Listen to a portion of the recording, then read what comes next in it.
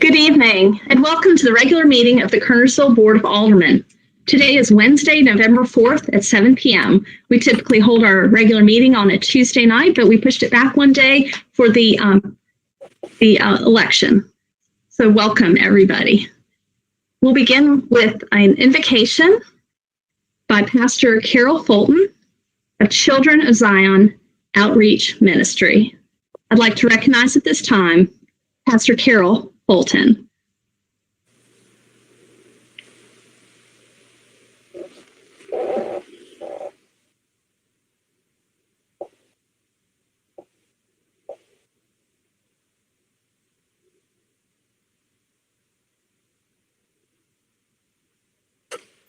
Let us pray. Father, we just thank you for this beautiful, beautiful day, God. We thank you that it is a privilege and an honor and a joy to pray. And Father, we ask right now in the name of Jesus that your sweet spirit be here. Be with us, Father. In Jeremiah 29:7, it said, God, for us to pray for the city that we're in. And so, God, we're lifting up the town of Kernersville right now. We're lifting up all of those that are in charge, all of those that will make decisions tonight. We ask that your Holy Spirit come in and give us wisdom and guide us. And Father, we're thanking you right now for the hedge of protection that you have around our community, around our leaders, around our emergency responders, our police, our sheriff department. And Father, we know that as we lift up our town, you hear our cries and you hear our voices, and that, Father, we're so grateful that your will be done and not ours. In the matchless name of Jesus, the people of God said, amen. Amen.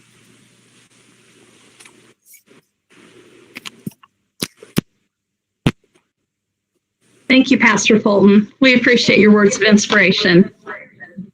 And I'd also like to thank you for your involvement in the Kernersville Ministers Association and the efforts to help people who have lost their jobs and who have fallen on difficult times to have some help with the form of meals and supplies for their home. Thank you for all that you have done during this pandemic and all that you do for our town throughout the year. We appreciate you. At this time, we'd like to have the Girl Scouts, through remote participation, deliver the Pledge of Allegiance at a meeting that Mayor Pro Tem Fulton and I recently attended. It's Girl Scouts that are daisies and brownies and juniors, and they meet at Pisgah United Methodist Church. So at this time, we'll have the Pledge of Allegiance.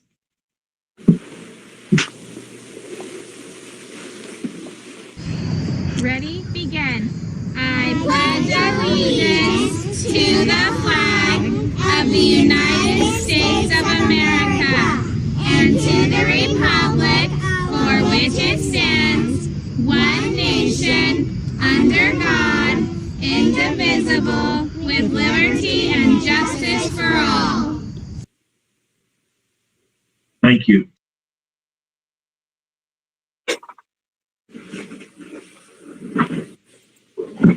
Thank you. All right. So on the agenda tonight, which is available on the Town of Kernersville website at toknc.com, we have several public hearings. When an agenda item is designated as a public hearing, we'll follow the procedure on the agenda and available online. But I will first stop to do a roll call of attendance since this is a remote meeting. The roll call attendance will be of the elected officials and the staff that are present. There are citizens in the audience and there are citizens who have joined us on the call. But this roll call attendance will be our elected officials and our staff. So again, I'm Mayor Dawn Morgan and I'm of course present. Mayor Pro Tem Fulton? Present. Thank you, Mayor. Thank you. Alderman Bruce Boyer? Present. Thank you. Thank you. Alderman Kenny Cruz? Present. Thank you. Thank you. Alderman Chris Thompson? Present. Thank you. Thank you. Alderman Joe Penix? Present. Thank you. Thank you. I see our town manager, Curtis Swisher. Our town clerk, Keith. Thank you. Our town clerk, Keith Hooker. Here. Thank you. Our IT director, Adam Hutchins, is on the call. Our town attorney, John Wolf. Present, Mayor. Thank you. Our finance director, Franz Ader. Present. Thank you. Thank you. Our Parks and Rec director, Ernie Pages. Present. Thank you. Thank you. Our Police Chief, Tim Summers, is in the courtroom. Yes, ma'am. Thank you. Our Fire Rescue Chief, Scott Aldermen. Good evening, present. Thank you. Our Public Services Director, Doran Malpa. Present, Mayor. Thank you. Our Community Development Director, Jeff Hatling. Present, Mayor Morgan. Thank you. Thank you. And here with our Human Resources Department is Angie Whitley in the courtroom. Is there any other staff or any other staff on the call, Curtis, or in the courtroom? There's none in the courtroom. Okay. All right. I think I've got everybody. Rachel Nelson is here also. She's involved in the Parks and Rec Community Center plan. And then, of course, there's others here as well. All right. So we have several public hearings. When an agenda item is denoted as a public hearing, persons attending, whether remote or in the courtroom, shall be permitted to address the Board of Aldermen regarding the item under consideration, those in favor speaking first and those against speaking second. Proponents and opponents shall each be given 20 minutes of time to speak and may choose to allow one speaker to utilize that time or choose to allocate the time amongst different speakers. In the event that the proponents or opponents have not designated speakers to represent that view, the mayor shall divide the 20 minutes by the number of speakers wishing to address the board. After the opponents speak, the mayor will allow the proponents 5 minutes for rebuttal. If the proponents choose to exercise this option, the opponents will also have 5 minutes for rebuttal. In the event that the proponents do not present a rebuttal, then the opponents shall be given no further time to speak. Given the situation with the pandemic, if you'd like to make comments at this public meeting, you can either be present in the courtroom, you can call 336-996-7289, which number is on our agenda on our website. The number is 336-996-7289. You may send written comments to our town clerk at khooker@toknc.com. They need to be received no later than 24 hours after the public hearing is concluded. We will also accept written comments from the public after the meeting, so you could have sent them in advance or you can send them in after the meeting. All right, so we are to item 1A. It's a public hearing, a rezoning. Tony Alford, agent owner for property located at 512 Pineview Court and 109 English Street, with the PIN numbers as reflected on the agenda, containing 1.71 plus or minus acres. Petitioner requesting a single-phase rezoning from RM18 and GB to PBS, which is Pedestrian Business Special Use District. Zoning docket K666A1. We'll begin with a presentation by our Community Development Director. But let me ask first, do you want to combine this, Mr. Hatling, with item B? I'll be combining comments regarding some public comments we got. So I'll be combining that in this first presentation. Okay, then let me go ahead and introduce B. That is another public hearing rezoning. Tony Alford, agent owner for property located at 515 Pineview Court, containing 1.33 plus or minus acres. Petitioner requesting a single phase rezoning from PBS to PBS Pedestrian Business Special Use District, zoning docket K673A1. Go ahead, Mr. Hatling. Thank you, Mayor Morgan. I'll go off and share my screen.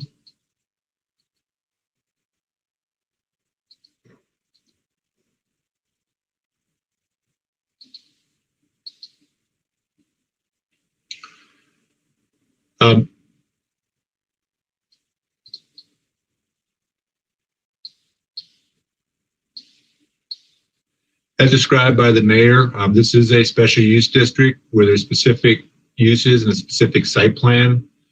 Currently, this property located behind Piedmont Federal Bank is zoned RM18 multifamily, allowed up to 18 units per acre, and GB general business. The proposed zoning is pedestrian business special use. The uses requested include arts and craft, banking and financial services, office miscellaneous, residential building, urban, professional office, retail store, especially miscellaneous. So just some miscellaneous commercial uses for small scale office and small scale retail, and then residential building urban is the primary use for multifamily. This is a 1.71 acre tract.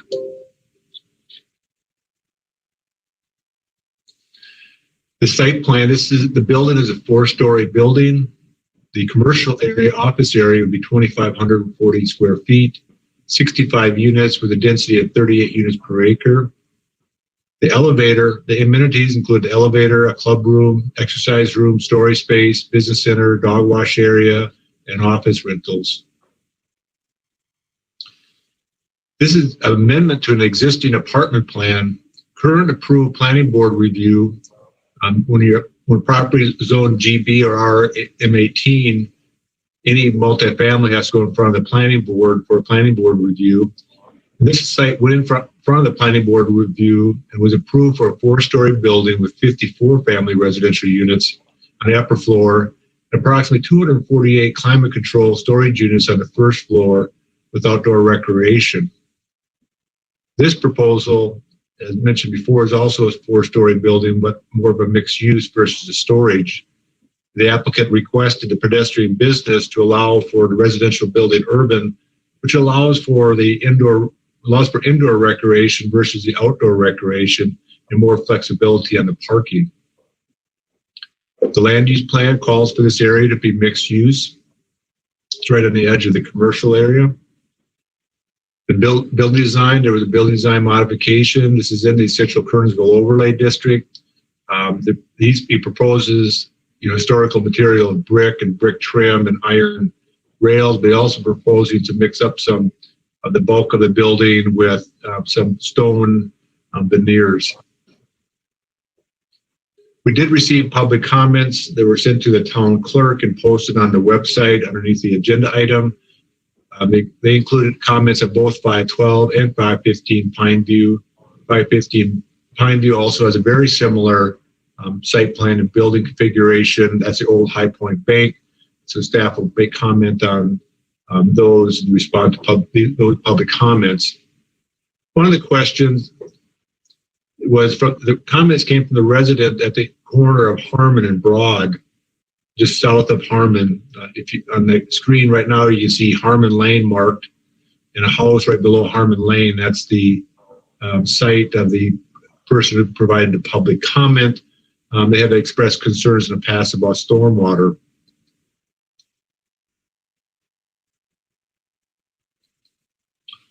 Stormwater from the High Point Bank site and the site behind Piedmont Federal will hit the stormwater. The stormwater culverts are in orange and will flow towards the creek where Dr. Burns' office is. So I've illustrated the flow line through the culvert system. The dashed lines are the sewer lines. So the developer of Dr. Burns' property chose to extend the stormwater pipe through his property and discharge onto the western side of the property. This will allow for more of the land to be developed in the future. So you see the illustration on the screen now where the stormwater discharges a short distance from the property line, and that property line is from the person providing public comments to Keith. The original developer did a poor job at creating a stable discharge area in Dr. Burns' property. Staff has provided recommendations on how he could stabilize the stormwater discharge in this area. Staff has been out there, and I know some other elected officials have been out on the site. So Dr. Burns, at some time, especially if he ever develops the northern half of his lot, we'll have to address some of the instability created on his property by the original developer of the site. Regarding 512 Pineview Court, as mentioned, the current approved site plan has a coverage of 64.18%. Proposed is 62.72% coverage. So both sites have approximately the same coverage The coverage is the impervious surface area, that is paved or has buildings that water cannot be absorbed. Both sites would have a proposed sand filter to catch the stormwater, which will help decrease some of the rate of runoff and also treat the stormwater.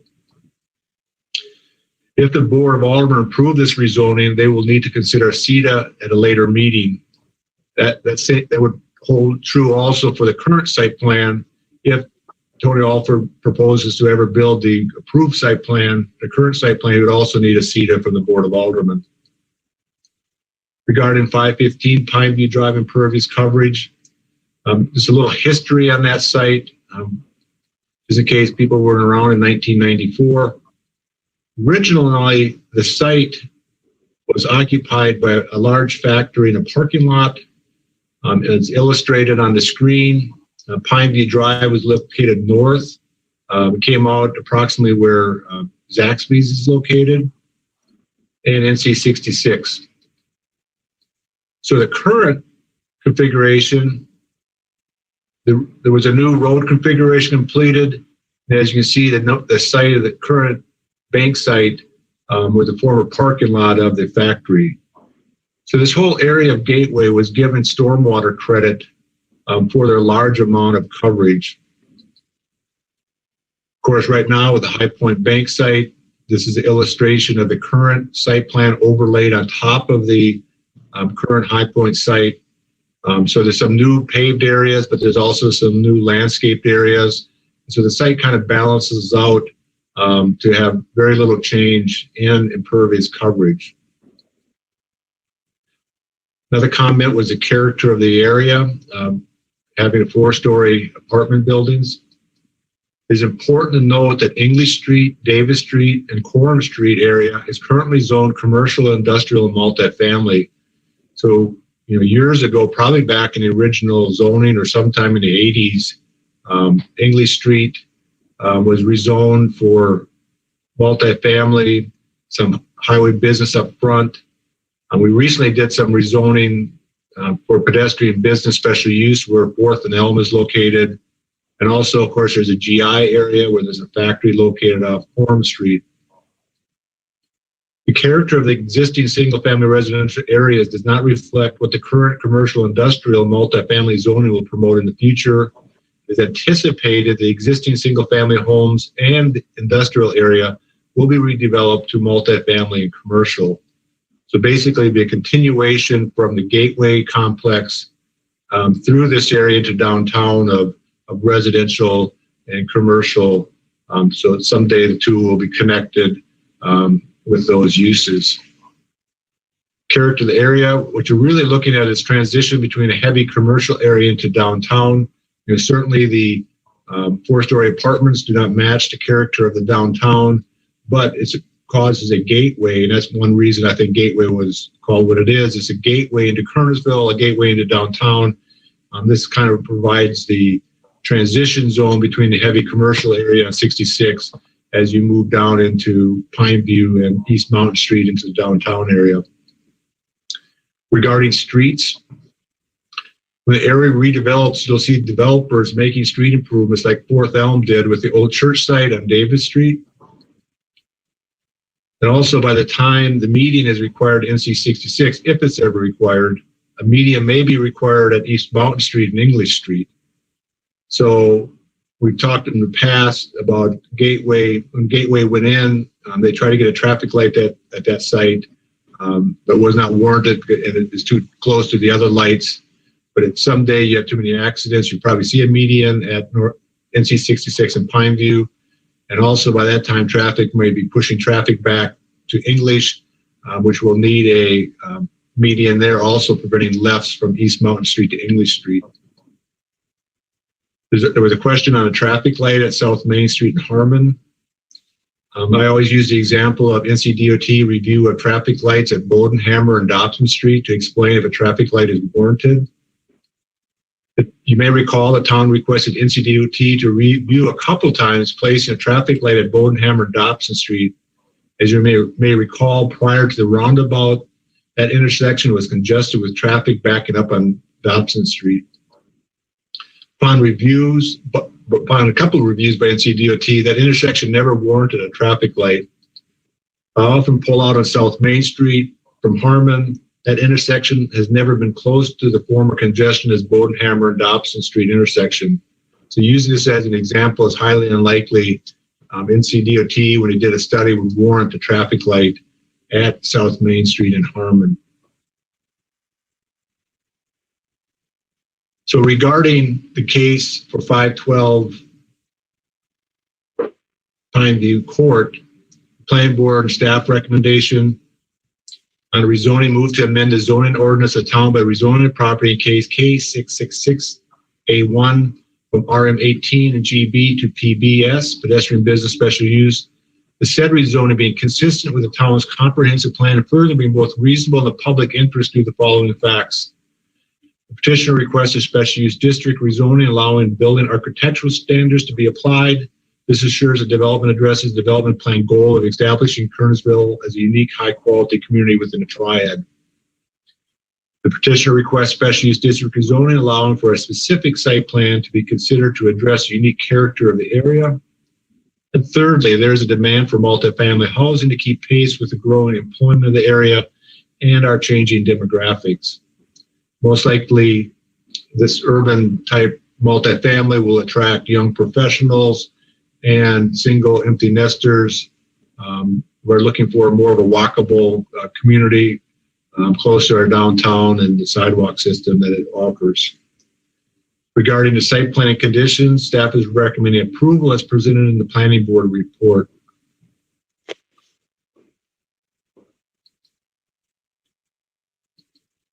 I'll be happy to answer any questions.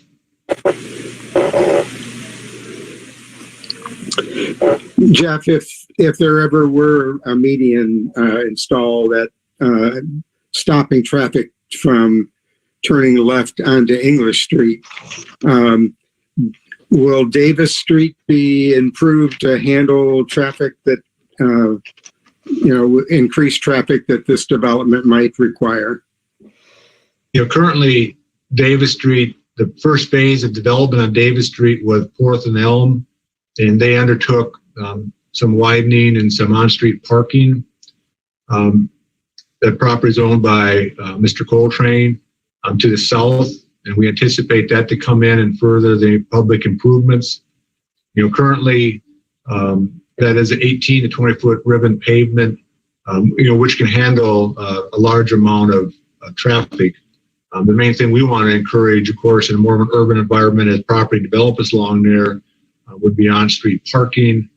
Currently the multifamily on Davis Street has off-street parking available. But as we described, we anticipate that area redeveloping like 4th and Elm and seeing some street improvements over time.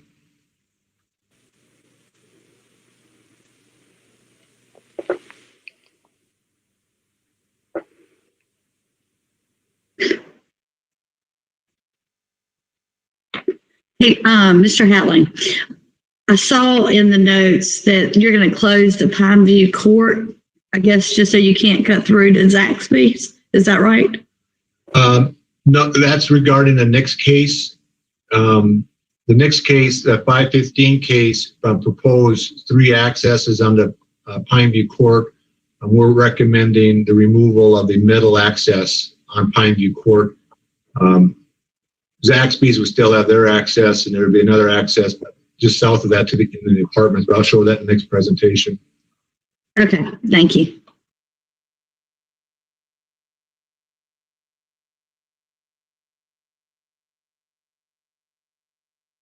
This is a public hearing. I'll declare the public hearing open. Is there anyone who'd like to address the board in favor?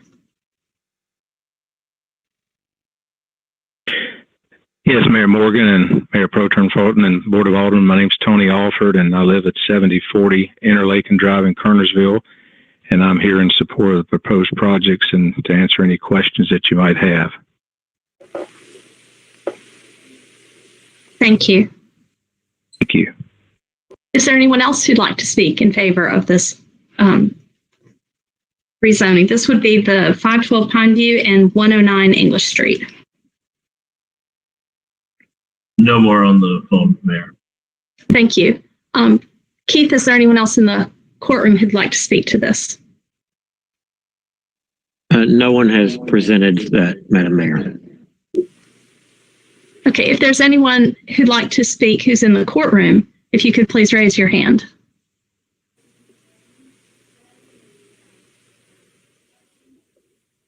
Okay, No hands were raised.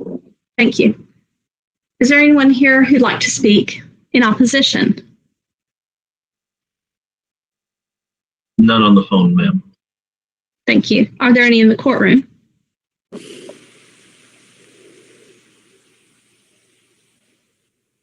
If so, indicate by raising your hand. There's no one in the courtroom. Okay, thank you. All right, I'll declare this public hearing closed. Now, Nice. the board, I have some questions of Mr. Alford whenever it is appropriate. absolutely, hang on. So we will not be able to vote on this tonight. We'll continue it to a future meeting since this is a remote format and that is part of the legislative or statutory scheme for a remote meeting. But I would at this time tell Mr. Alford, thank you for your offer to stand by to answer questions. And I'm going to ask the aldermen if they have any questions of staff or any questions of you in regard to this matter. So, Alderman Boyer. Sure. First of all, I'd like to say that I appreciate what Mr. Alford has done in this entire area as an attractive gateway to Kernersville. And I have always shopped at the post office there, at the pharmacy when that was open, Juicy Java after every daytime soccer game. And because I loved your smoothies. Are you planning to build both buildings at the same time? Bruce, that's a good question. Right now, a lot of this is subject to financing. And as you know, with COVID issues, and banks can be good one day and bad the next month. And so, our goal would be to present it probably the 512 first. And we're going to, complete our market study, and then 515. There's some other ideas for 515 that we may consider. We have a beautiful building there. The bank building is just for 3 years or more. It's just not been available that nobody would want something of that particular nature or that size. I bought the building from the bank about a year ago, and it's been hard to market 515 as it is. But since I've put this opportunity up to build apartments there, I have gotten a couple inquiries of interest that I didn't have before. So to answer your question, a lot of it depends on subject to the financing, COVID issues that may come up. And then, but I would definitely want to do 512. If I couldn't get the financing for both, I would want to do 512 Pineview Court first. And because the Gateway is over, the apartments have done real well. People enjoy living there. We have a waiting list that we could, be able to fill up at least some additional apartments at 512, and then maneuver over to 515 if something else doesn't come available before then. Okay, thank you. So I understand the layout, and I've walked the property a little bit. There's a small building labeled Sandell Fence. Is that, do you own that? Does that stay? No, yes, sir. Yes, sir. That'll be torn down. We already went and tore the house down at 109 English Street, and the next tear down would be that building there. Nobody's using that building now. Okay, I was just trying to visualize how everything fit together. So the question that I posed to Mr. Hatling, the two projects would increase the number of vehicles coming off of Highway 66 onto Pineview. How much of a detriment would it be if DOT did provide or did prevent left turns from Highway 66 onto Pineview with a median? Well, in my view, I don't even go out that way. I go back in toward town, toward Harmon, down by the library, and either, cut up through a couple of different roads there you can go to get in town. So I don't think it's going to be detrimental at all. It hasn't been for the people at Gateway. Most people go that other way as well. I never turn left off of Pineview onto 66. I also go into town. But what I envision is that people that may live in the apartments and need to travel Salem Parkway, formerly Business 40, they're going to turn right to go out. But when they're coming home from work, then they're going to need to move back into that area and probably would have to go down to English or Davis or Broad Street or whatever to turn around. And I didn't know if that's going to put a real kink into into people that work elsewhere. I don't think so. Like I said, I don't have any issues at Gateway Place Apartments right now. They'd have to turn the same way that they turn now to get to Gateway. Mm-hmm. And it's not been an issue. I'm hoping to create more of a downtown atmosphere where people are walking a lot more. Sure, and I appreciate that. Yeah. And I know you've got a combination of mostly one bedroom, but some 2 bedrooms planned. How many apartments typically are on each floor of the residential units? Anywhere from 16 to 18. Okay. And typically, I know you're looking for small office type businesses. How many businesses do you see fitting in that first floor? It could be 1 or 2. I don't see it being a lot of businesses there. It'll just be depending on what demand looks like for office space. Hopefully, people that live there would like to have some office space is sort of the idea.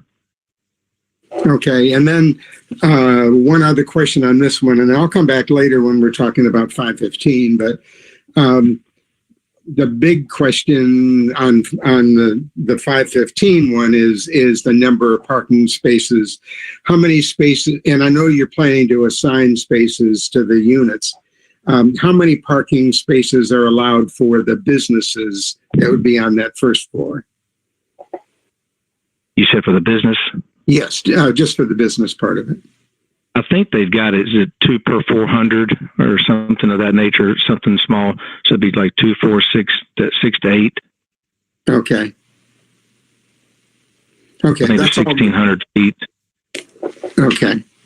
Of course, a lot of the uses will dictate, what will be allowed, there as far as if we have a rehab, somebody like a rehab doctor that does physical therapy or something like that might require 300, I think 3 spaces per 1,000, but I think in general, they're usually 2 spaces or 8 total. Okay. I'll have more questions when we get to the next one, but that's all my questions right now on 512. Thank you, Alderman Boyer. Alderman Cruz, do you have any questions at this time? No, ma'am, not at this time. Thank you. Alderman Thompson, do you have any questions at this time? No, I have no questions. I just would like to thank Tony for his continued investment in the town. Thank you very much, Tony. Well, thank you. Alderman Penix, do you have any questions at this time?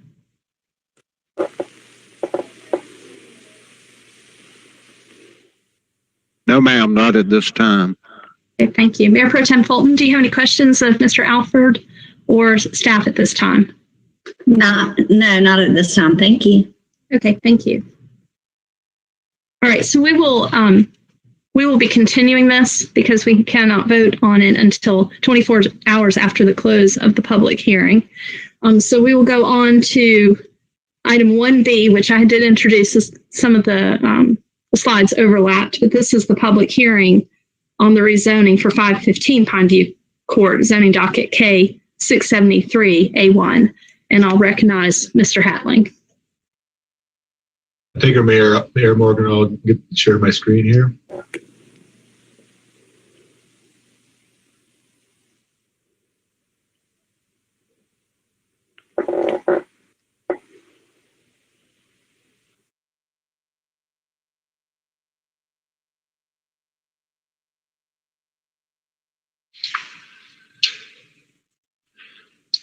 So as described earlier by the mayor, this is a rezoning from pedestrian business special use to pedestrian business special use.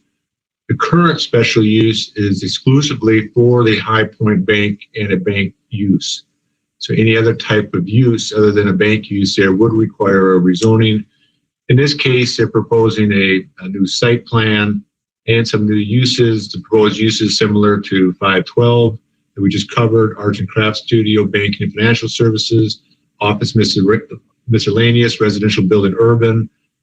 This does include a restaurant, which would be a very small, more like a carry out, and retail store, especially miscellaneous. And we're also, the planning board staff is recommending adding professional office. This is a 1.33 acre site. The rezoning proposes a mixed use development that would redevelop the old High Point Bank parcel. The primary use would be the multifamily residential units, which would assist in bringing more residents into the downtown area, and further assist redeveloping the area between Main Street and the Gateway Center. As mentioned by Tony earlier, the property owner continues to get potential other redevelopment options. So for instance, if a office use wanted to go into the High Point Bank, it would require rezoning and most likely some site plan amendments to the drive-through area. But staff and planning board and Tony Alford is all proposing to move ahead with this rezoning option as Tony described. This would be a potential future phase of multifamily to build off its current success at the Gateway Apartments. Just a little background: High Point Bank received rezoning approval in 2007 and 2010. B&C purchased High Point Bank. Due to the small office size, the bank site was closed and operations were moved and consolidated at the B&C Broad Street Bank building. I always wondered why they didn't utilize this bank building versus the one on Broad Street. The Broad Street one had much more additional office and flexible space to meet their needs. Since the old High Point Bank site has remained empty, banks like the retail industry have been moving away from storefronts to online operations, which make this bank site somewhat obsolete. However, there is a chance Tony may be approached by another bank.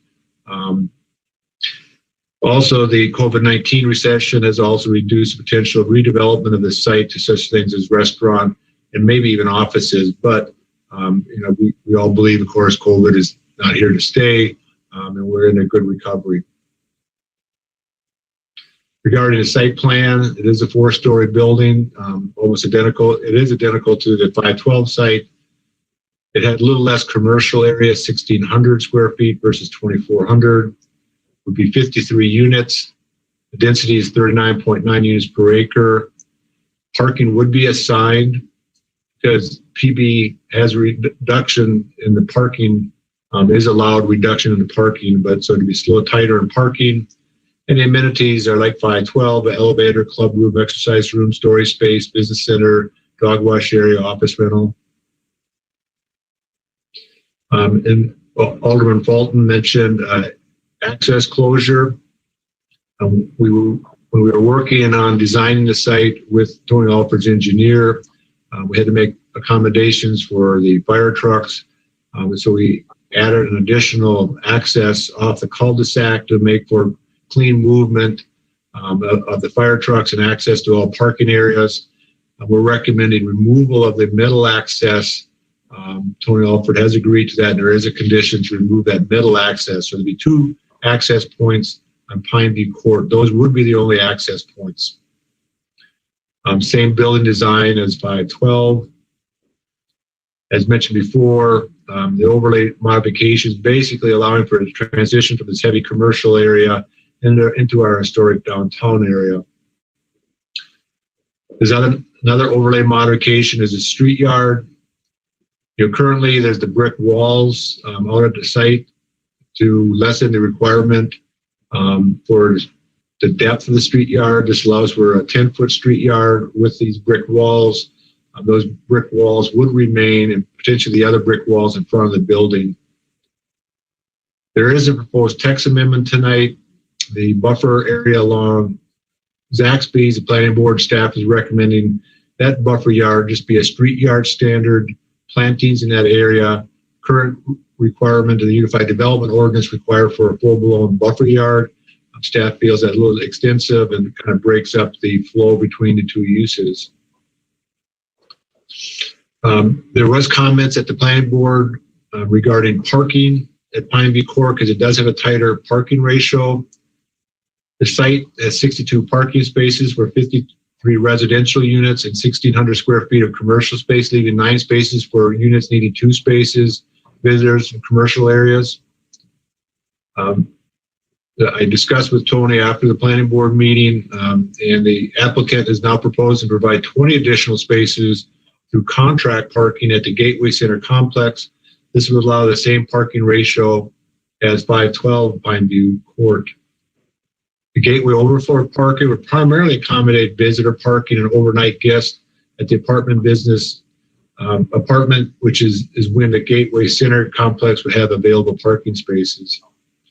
You can see illustrated on the slide the location of 515 site in the Gateway Center complex. So staff is recommending the applicant recommended the following condition be added. The applicant shall provide 20 additional spaces through contract parking at the Gateway Center complex. There's a specific standard for contract parking in the Unified Development Ordinance that basically requires a 20-year contract for parking accommodations. Of course, after that, 20 years is most likely you see that contract extended. But at the same time, 515 is intended to be more of an urban apartment with less parking demands because of different demographics. The business model Tony is looking at is controlling parking by assigned parking, and the clientele, the renters there would most likely be, as mentioned before, young professionals or single empty nesters. The land use plan, this is proposed mixed-use project. This proposed mixed-use project is a transition area of the commercial and office industrial mixed-use areas that is accommodated in this area. The residential component would complement the commercial and mixed-use areas. The walkability to the area would allow residents to access the surrounding retail, office, restaurants, library, and the downtown area. Planning board staff recommendation, move to amend the zoning ordinance of the town by rezoning the property in case K673A1 from PBS to PBS, instead of rezoning being consistent with the town's comprehensive plan, and further being both reasonable in the public interest because petitioner requests a special use district rezoning, allowing building architectural standards to apply. This assures the development addresses the development plan goal of establishing Kernersville as a unique high-quality community within a triad. Secondly, petitioner requests special use district rezoning, allow for a specific site plan to be considered to address the unique character of the area. And thirdly, there is a demand for multifamily housing to keep pace with the growing employment of the area and changing demographics. Regarding the site plan, approval of the site plan and conditions is presented in the planning board report and the new parking contract condition. I'll be happy to answer any questions.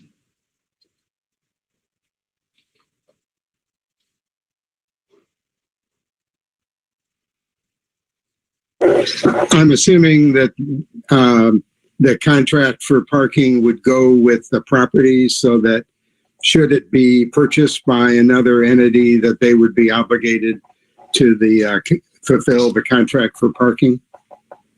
Yes, correct. It basically, this type of contract would basically go with the property, much like if you had restrictions on the properties. And there was a. It'd also be in the interest, of course, Tony Alford controls both properties, and if you ever sold Gateway Center, of course, it'd be in the interest, to maintain a long-term contract. It really doesn't hamper the Gateway Center because of the multiple uses there, the availability of parking, especially in the evening and weekends. So it's a 20-year parking agreement. I read it as 10-year and possible 5-year extensions. Correct. It has to provide 5-year extensions. It has to provide that option. So basically ends up being a 20-year contract. Okay, thank you.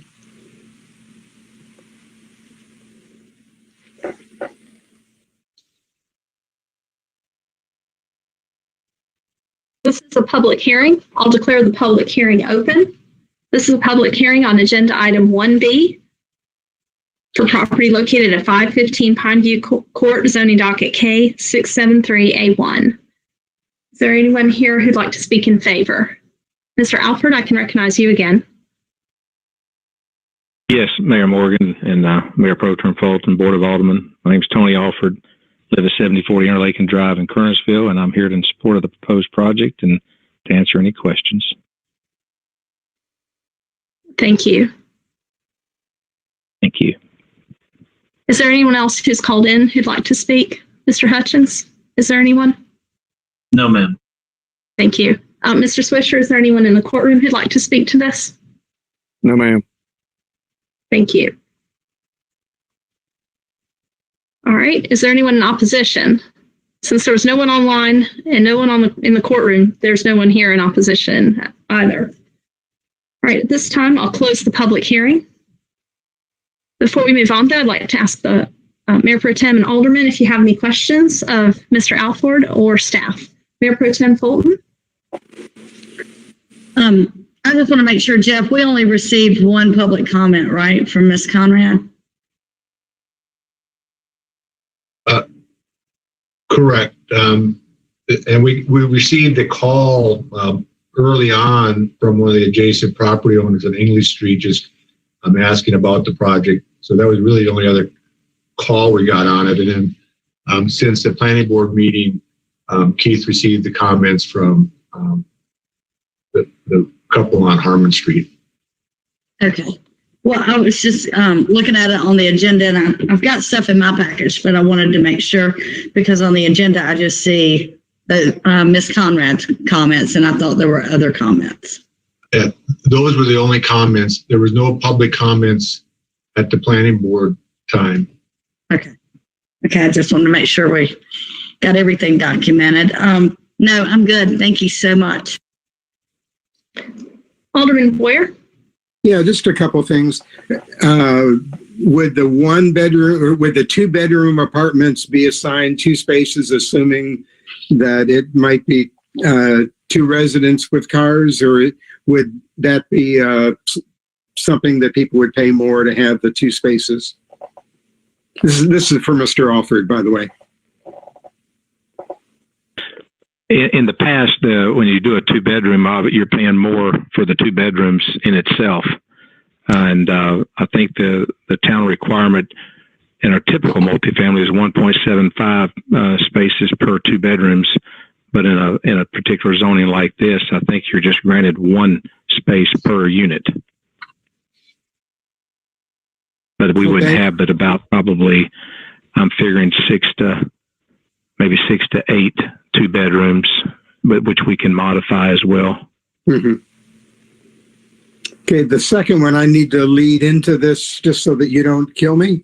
I went to Smith Crossing a couple times just to look at, I think that's the only residential units in Kernersville that have both 3- and 4-story units. And visually, there was little difference between the 3- and the 4-story units. The ones at Smith Crossing had peaked roof, pitched roof to it, whereas I look at your design and it has a flat roof with, I guess, a wall covering the HVAC units. So visually, I don't really see that much difference between the 3- and the 4-story. But with respect to the parking, which I know you're trying to make accommodations, but my question is, would you consider that particular site for a 3-story, and then that would reduce the parking requirements? Would you consider that building as a 3-story and the other one at 512 as a 4-story? The problem with it, Bruce, is that the one property up there cost over $1.1 million around that ballpark, and the one in the back only cost $300,000 or $400,000. So when you got a lot of it's really hard to even make four stories work, because when you look at that, if you take that, say $1 million, and you divide it into 53 units, you're talking about over $20,000 per door of land cost. Yeah, and which normally people only pays $6,000 to $7,000, $8,000, $10,000 at the most. So I'm doubling on the land cost of where it is just to try to get the money, the rents to make it work. Okay. And there again, and I'm just trying to figure out a way to get the money back. I would rather use the building as it is and try to expand it on the building. And I'm working on a few ideas there, but we'll go ahead and see if we can get this approved. Obviously, I'm gonna make it work. I'm not gonna make people. It's got to be a desirable project for folks to want to rent it. Sure. And you have to do 4 stories to make it. To make it work for the cost that's involved. Okay. I thought that's what you were going to say, but I needed to ask that question. Sure. Yeah. And the fact that we do have extra parking even across 20 extra units or 20 extra parking spaces just right across the cul-de-sac there, because it's, there's extra parking there, but plus, what I'm trying to propose with the 20 more units on the other side of Gateway Center for the weekends and nighttime. After 5 o'clock, there's just parking all around that place. I've even contacted, Piedmont Federal, and there's plenty after 5 o'clock. There's plenty of parking on the weekends as well, as long as nobody's not bothering anybody during normal business hours. And I don't think that's going to be a problem. Okay. All right. Thank you. That's all my questions, Mayor. Alderman Cruz, do you have any questions? No, ma'am. I just think it's a beautiful building with a bank, and I'd like to see Mr. Alford be able to use it and not have to just demolish it and waste money with it. But I understand how the pandemic's messed up everything and banking, how it's come now. And I'd like to see us work with all our residents and builders that are interested in building Kernersville, be able to do that in an orderly manner to where they can use it for multiple purposes. More people are getting into walking and going, and a lot of elderly people don't have cars. And with all the industry that's coming into Kernersville, I feel like we're getting other people. We're going to have good housing for them. So I'd like for us to be able to work with our contractors and people and make some nice units in Kernersville that would be desirable, so we can keep Kernersville residents in Kernersville.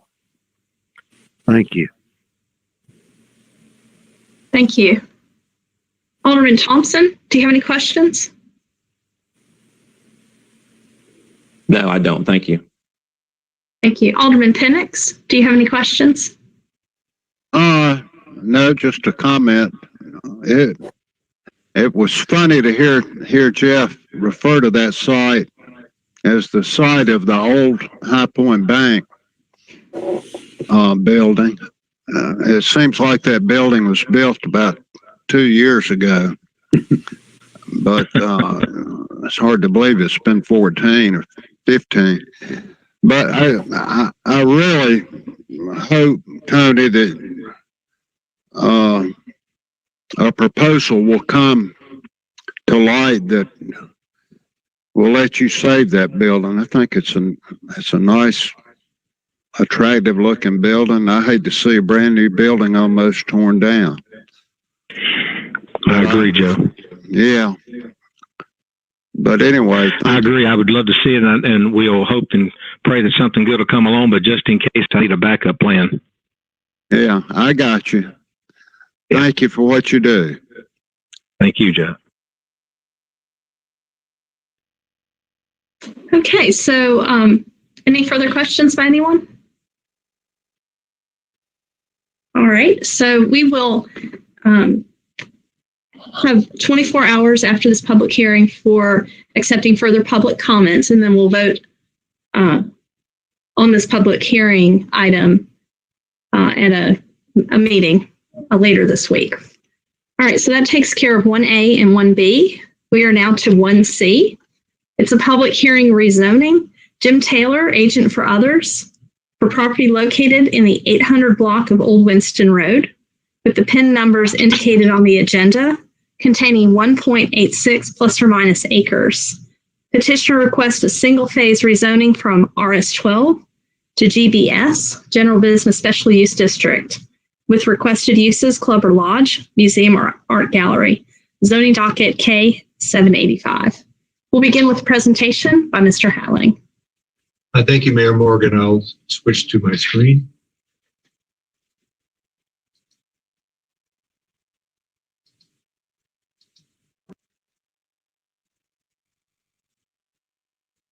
As described by the mayor, this is a rezoning of properties currently zoned RS12 single-family residential.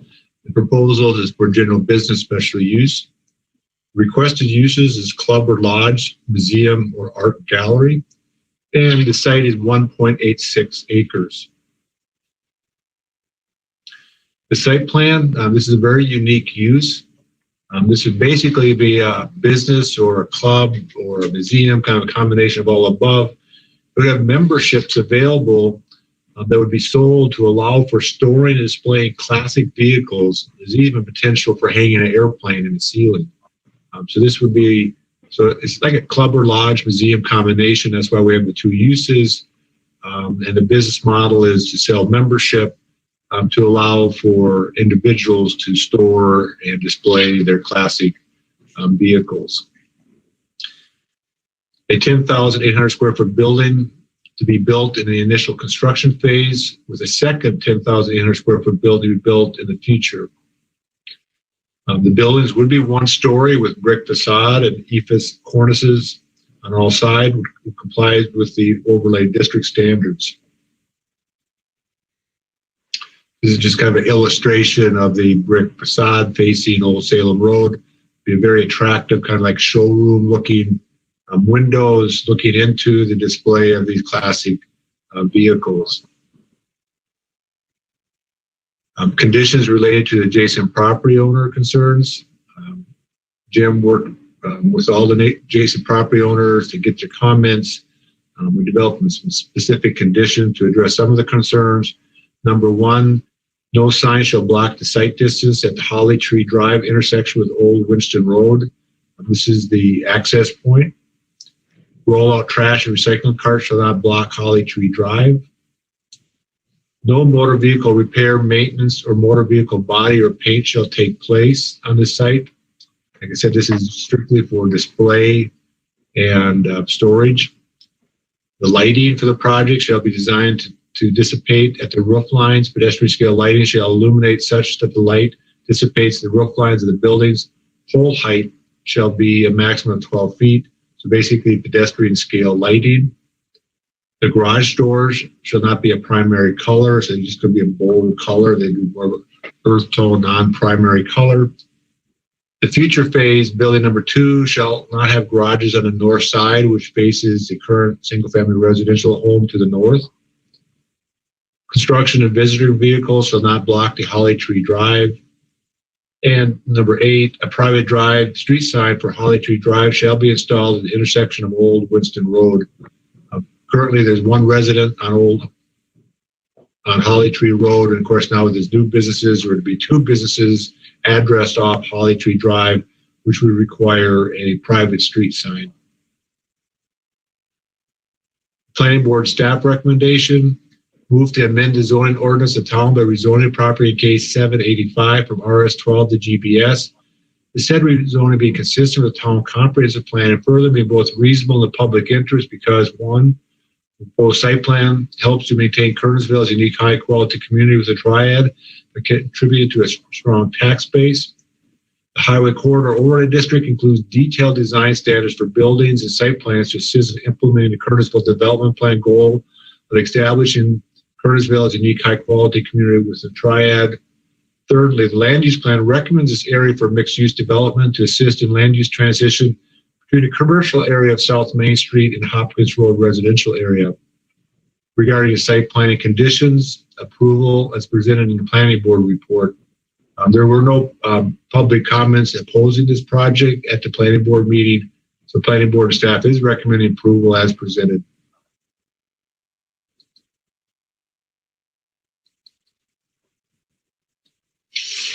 I'll be happy to answer your question.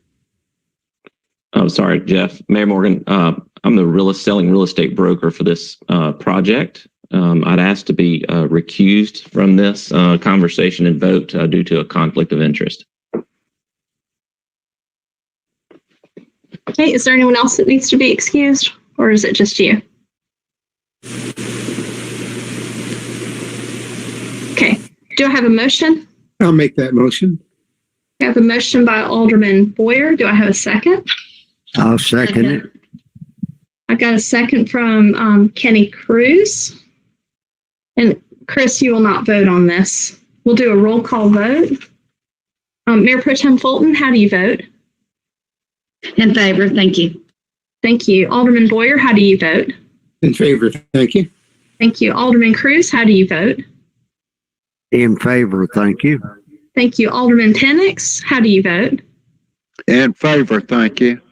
Thank you.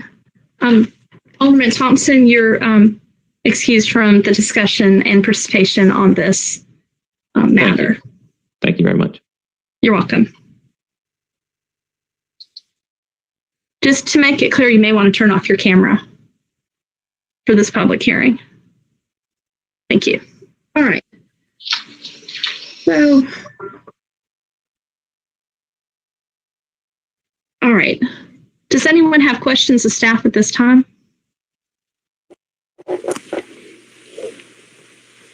Okay, in that case, I will declare the public hearing open. And this is the public hearing for item 1C, zoning docket K785.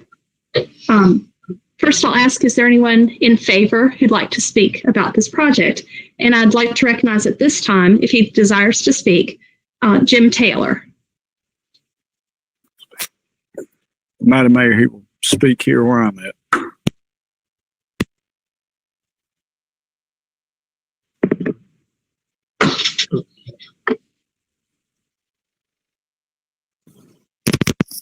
You can put those in and off. From the pillow. Okay.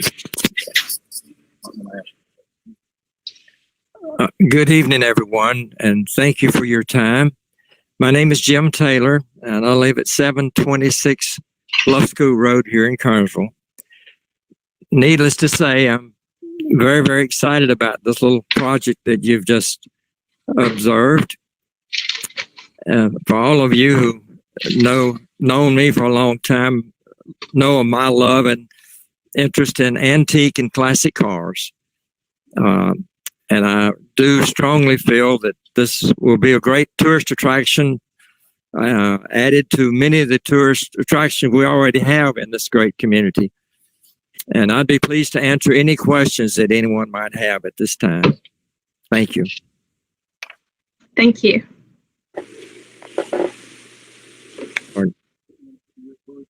Oh, okay, I got you. Okay.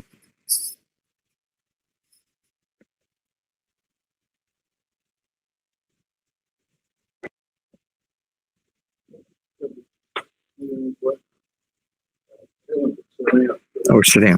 Okay.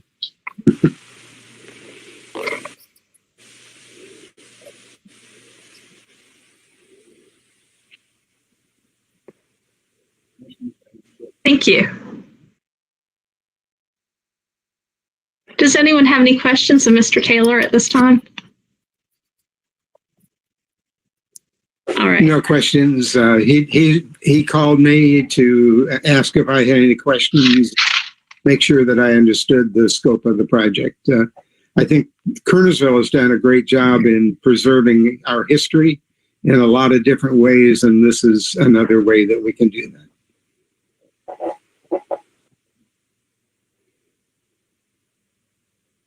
Okay, if there's no further questions of Mr. Taylor at this time, I'd like to ask, is there anyone else who'd like to speak in favor of this project? Curtis or Keith, is there anyone else in the courtroom who'd like to speak to this in favor of it? No, ma'am. Thank you. Adam, is there anyone online who'd like to speak? No, ma'am. Thank you. Now I'll ask if there's anyone who'd like to speak in opposition. Mr. Hooker, is there anyone in the courtroom who'd like to speak in opposition to this? No, ma'am. Thank you. Mr. Hutchins, is there anyone online on the phone lines who'd like to speak in opposition? No, ma'am. Thank you. All right, I'll declare the public hearing closed. Again, is there anyone who has questions of Mr. Taylor at this time? Okay, are there any questions or comments that you'd like to make? I'll ask Mayor Pro Tem Fulton first. None at this time. Thank you. Okay, thank you. Alderman Boyer. No additional comments. Thank you. Thank you. Alderman Cruz. Not at this time, thank you. Thank you. Alderman Penix. No, ma'am, not at this time. Thank you. Thank you, Mr. Taylor. We will have to vote on this on a delay. We'll have to wait at least 24 hours after the close of this public hearing in order to vote. I think that this may be a good time for the board to take a break. But before we do, I'd like to see if I could entertain so we can let those who are interested in public hearings 1A, 1B, and 1C know when we will be taking it up for a vote, and to let citizens know when they need to submit comments by. There was a proposal made earlier at the briefing meeting to continue the decision on those matters to Friday of this week at 10:30 a.m. And to accept public comments that are emailed to Keith Hooker, which is khooker@toknc.com by 8 a.m. on Friday. So first, I'd like to accept a motion to vote on items 1A and 1B, and then we'll vote on 1C separately. So if someone would like to make a motion to continue the decision on these. Mayor, I'd like to request, if possible, I know it's an inconvenience, can we move that to Friday at 11 a.m. possibly? That would help my schedule. I've got people showing up at 7:09 at 10 o'clock, between 10 and 10:30, and I'm afraid I'm going to be tight. If I can have an extra 30 minutes, I won't keep y'all waiting. 11 is fine with me, or even a little bit later than that. I can do 11. Are there any other suggestions? Is 11 okay with everybody? 11 is fine. Okay. Kenny, will that work for you? Joe? Yes. That'll be Chris? fine, thank you. Yes, Chris, that's fine. Okay, perfect. All right. Thank you. Could I have a motion? Chris, you would be voting on this. Could I have a motion to continue items 1A and 1B to Friday at 11 a.m.? Yeah, I'll make that motion. Oh, sorry, Chris. Okay, I've got so moved from Chris Thompson, so I'll take that as a motion, and the second from Mayor Pro Tem Fulton. Mayor Pro Tem Fulton, how do you vote? In favor. Thank you. Thank you. Alderman Boyer? In favor. Thank you. Thank you. Alderman Cruz? In favor, thank you. Thank you. Alderman Thompson? In favor. Thank you. Thank you. Alderman Penix? In favor, thank you. Thank you. All right, so we will take up the discussion and vote on items 1A and 1B at a meeting that will begin at 11 a.m. on Friday. Public comments need to be submitted to khooker@toknc.com by 8 a.m.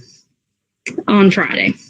Okay, so the public hearing item 1C, do I have a motion to continue that to a meeting that begins at 11 a.m. on Friday? So moved. Okay, I've got a motion by Alderman Boyer. Do I have a second? Second. I have a second by Alderman Penix. All right, we'll do a roll call vote. Mayor Pro Tem Fulton? In favor. Thank you. Thank you, Alderman Boyer. In favor. Thank you. Thank you, Alderman Cruz. In favor, thank you. Alderman Penix. In favor, thank you. Thank you. The vote's unanimous. All right, so at this time, we have decided we'll continue the decision on items A, B, and C to Friday at 11 a.m. And we will take a short recess. How about a 10-minute recess? That would bring us back, according to the clock at Town Hall, 8:22 p.m. Thank you. Good evening. I'd like to welcome you back from a brief recess from the regular meeting of the Kernersville Board of Aldermen, November 4th, 2020. We are on the public hearings part of the agenda, and we'll turn our attention now to Item 1D, it is a public hearing on a text amendment. Curtis Swisher, agent for the town of Kernersville, for a proposed zoning text amendment to the UDO to amend Chapter C, Environmental Ordinance, Article 3, Watershed Protection, zoning docket KT 244. We'll begin this evening with a presentation by our Community Development Director, Jeff Hadling. Thank you, Mayor Morgan. I'll go to my screen.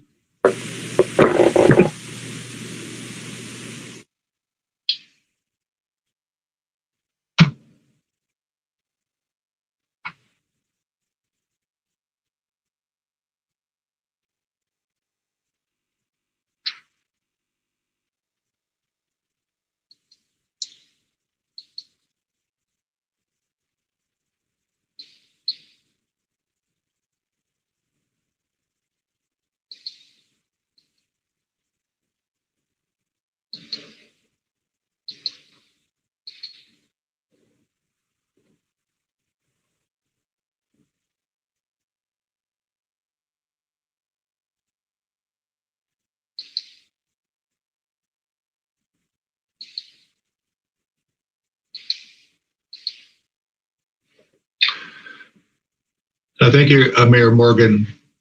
This is a text amendment to the Unified Development Ordinance proposed by the town of Kernersville. This would be an amendment to the Watershed Protection Ordinance section of the UDO.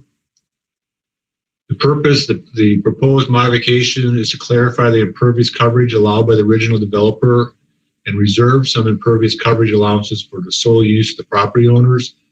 When the Unified Development Ordinance was amended with the original Watershed Protection Act, we allowed for a certain coverage during development, but the state allows for some additional coverage after the development. And so we're amending to allow for residents to have a greater option, to add small accessory buildings and patios and so forth.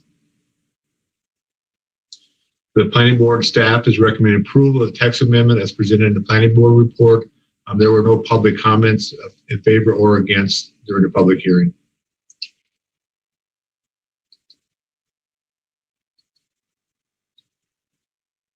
Happy to answer any questions. Thank you. This is a public hearing. I'll declare the public hearing open. Is there anyone here in favor to speak in favor of this text amendment?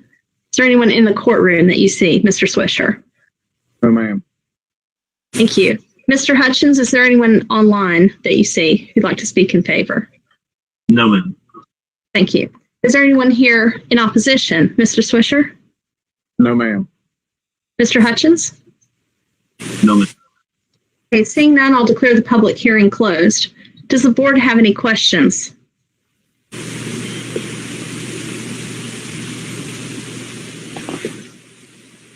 Okay, Mr. Hatling, do you have any further comments on this text amendment? I do not. Thank you. All right, we will be continuing this then to our meeting on Friday. However, I do think this sounds like a very good idea for the board to adopt to give flexibility to the future buyers of homes and subdivisions that have tight water shed issues and impervious surface issues, as well as potentially commercial properties. So it sounds like a good idea. All right, item E is a public hearing text amendment. Curtis Swisher, agent for the town of Kernersville, for a proposed zoning text amendment that I'll let Mr. Hatling go over the details of, but it's related to preliminary subdivision approval. And it's the zoning docket KT 245. Mr. Hatling? Thank you, Mayor Morgan. I'll switch to my screen.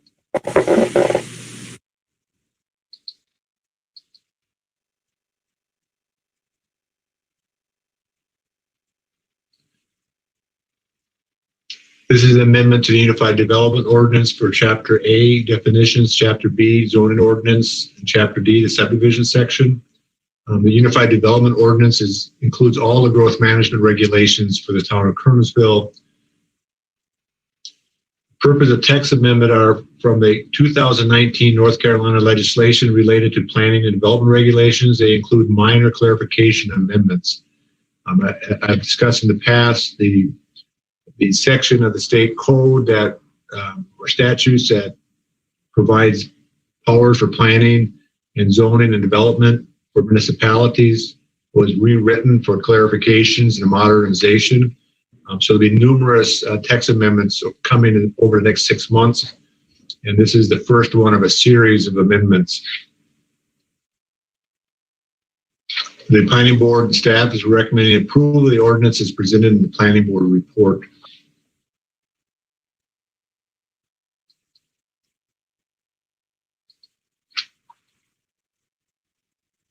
I'll be happy to answer any questions. Are there any questions of Mr. Hatling at this time? No, thanks, Jeff. All right, this is a public hearing. I'll declare the public hearing open. Is there anyone here to speak in favor in the courtroom? Mr. Swisher? No, ma'am. Thank you. Is there anyone here to speak in favor who's called in? Mr. Hutchins? No, ma'am. Thank you. Is there anyone here to speak in opposition? Mr. Swisher, again in the courtroom. No, ma'am. Thank you. Mr. Hutchins? No, ma'am. Thank you. I'll declare the public hearing closed. Do the board members have any questions at this time? I'll begin with Mayor Pro Tem Fulton. No, ma'am. Thank you. Thank you. Alderman Boyer? No questions. Thank you. Alderman Cruz? Ma'am? No, ma'am. Thank you. Thank you. Alderman Thompson? No, thank you. Thank you. Alderman Penix? No, ma'am. Thank you. Thank you. All right. Again, we'll have to have a vote on this later on. So items D and E, if there are any public comments further following on this public hearing, they may be submitted to khooker@toknc.com by 8 a.m. on Friday morning. The next item is item F, 1F. It's a public hearing again, a text amendment. Curtis Swisher, agent for the town of Kernersville, for a proposed zoning text amendment to the UDO, amending Chapter B zoning ordinance, Article 2 zoning districts, official maps and uses, 2-5 use conditions, 2-5.61 residential building urban, B buffer yards, and it's zoning docket KT 247. And I'll recognize our community development director, Mr. Hatling. Thank you, Mayor Morgan. Before I cover this last public hearing item, I'd just like to thank the planning board during this pandemic. We've had more cases during this pandemic than we had since the 2008 recession. And also Rochelle Joseph and her team of Beth Price and Debbie Grant. A lot of work goes on behind the scenes, even in these simple text amendments. So I think it's important to acknowledge all the great work the planning board and staff has done. So with that, I'll go to my screen.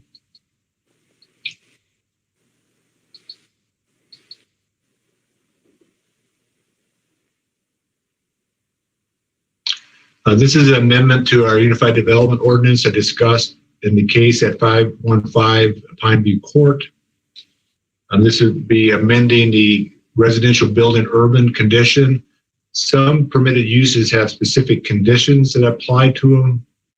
And in this case, residential building had a buffer yard requirement between residential building urban and commercial, and also industrial and transportation.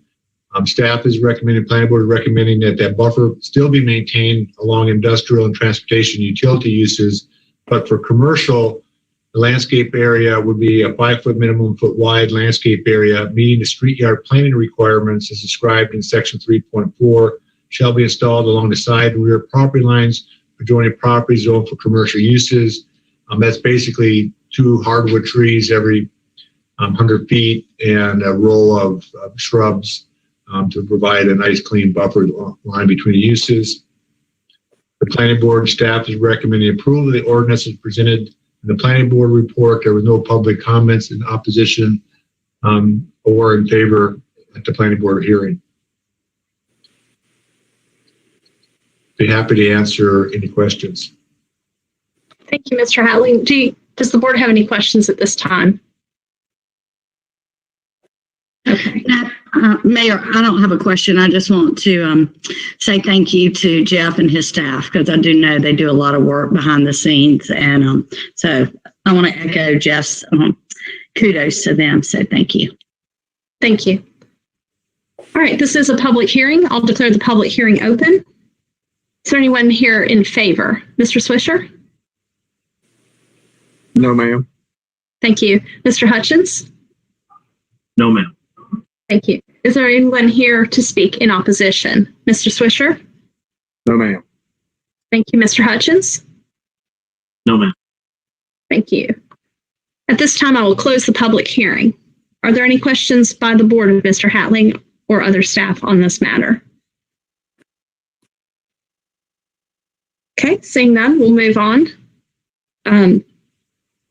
This is the last of the public hearing, so I'd like to have somebody make a motion to continue public hearings 1D, 1E, and 1F to Friday at 11 a.m. to a meeting held Friday at 11 a.m. Do I have a motion? So moved. So moved. Okay, I've got a motion by Alderman Boyer. I've got a second by Alderman Thompson.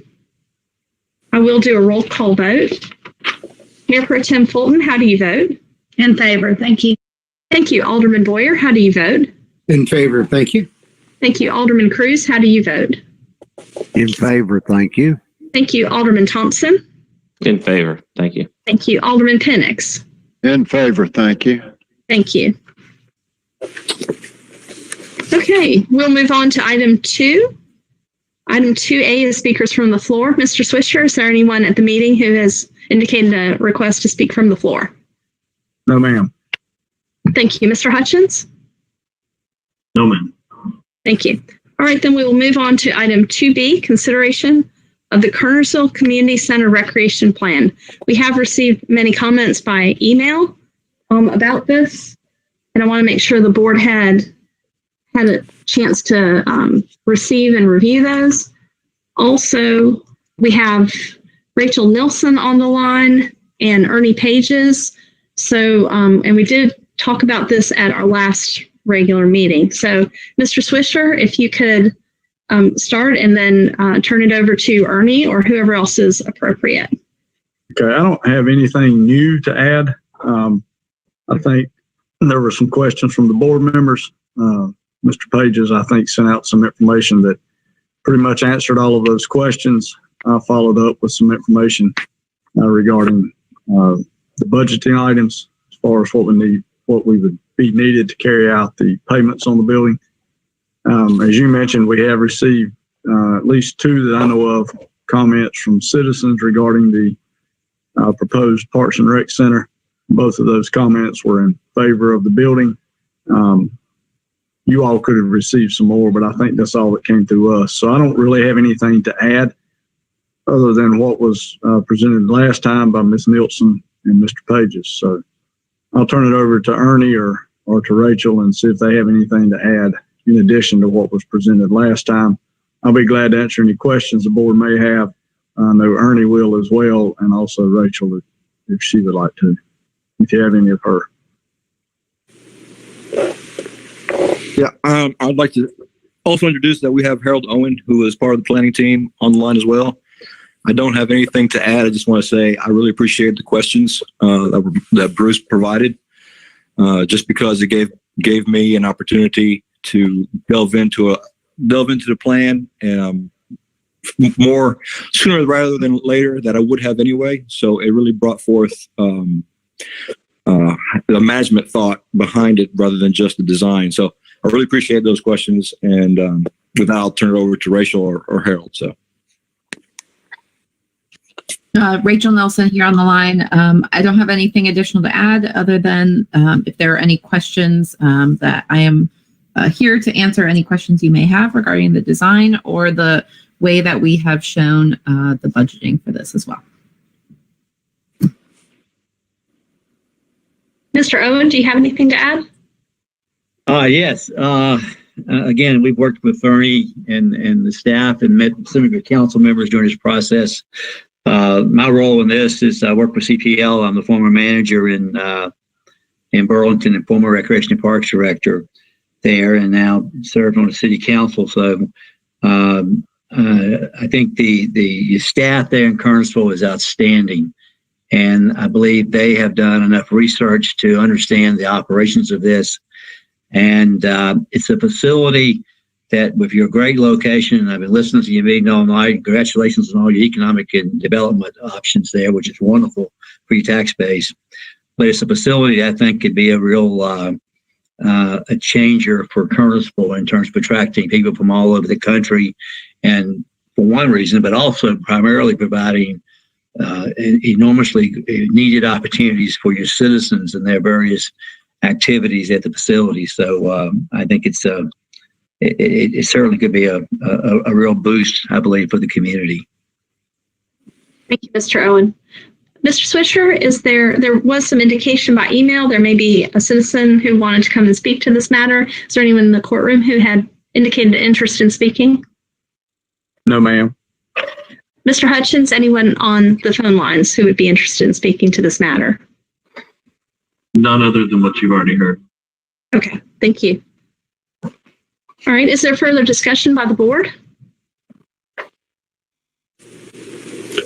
I'd like to make a comment that, I slowed this down because it was presented, at a meeting that we're looking at a small screen and trying to grasp more of the details of what this center was set up to do. I do appreciate Ernie's answers to my questions on the operational side, and Curtis providing information on the financing side. It does look like this center doesn't substantially duplicate what the private sector is doing in Kernersville, and does seem to focus in on revenue generation, particularly from sports tourism, has potential of doing large group meetings. Some of our chamber functions have to be moved outside of Kernersville to be able to accommodate that size, and potentially KLT productions there, with the stage there. And it appears that that the center is financially sustainable, so I do appreciate that. My biggest concern down the line is timing when we do the financing, because right now, of course, we're still, individuals and businesses are still suffering from the pandemic. But I think it's a good plan, and I think at the right time, it's going to be an excellent center for Kernersville.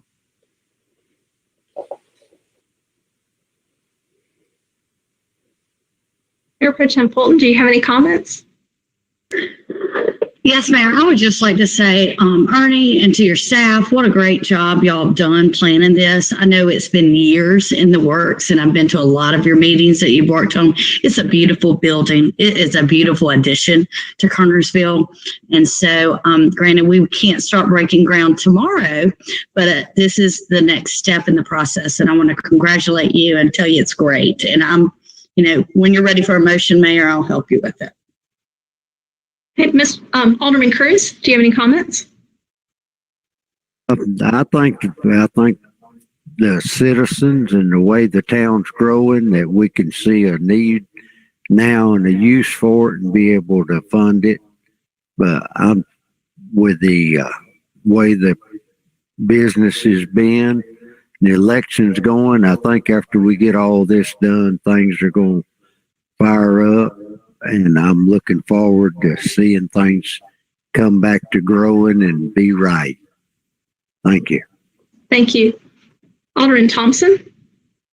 I think everyone's just about said it all, but thank you to Ernie and his staff. I want to thank Mr. Owen for coming and working through everything all this time with the town of Kernersville. It looks like it's going to be a good plan, and look forward to seeing it develop further. Alderman Penix? I just second all the comments I've heard. I think it's a wonderful plan and a great opportunity for Kernersville. And I really appreciate the hard work that everyone has put into this plan. It's wonderful.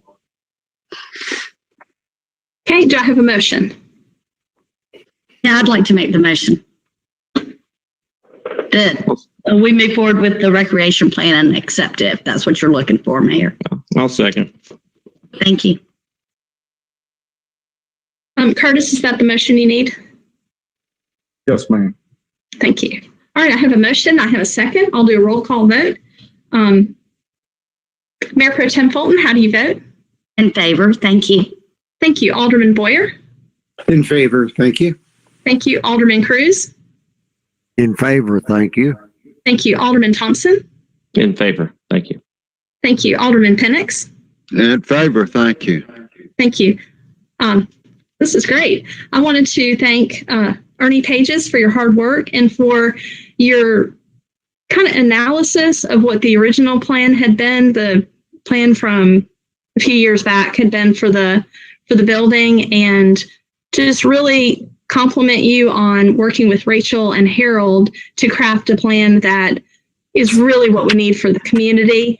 The level and quality of input you got from the community by going out to the community, having the input at the father-daughter dance and at the kiosks and the other efforts you put into getting that community input was very invaluable in this planning process. So I appreciate the hard work.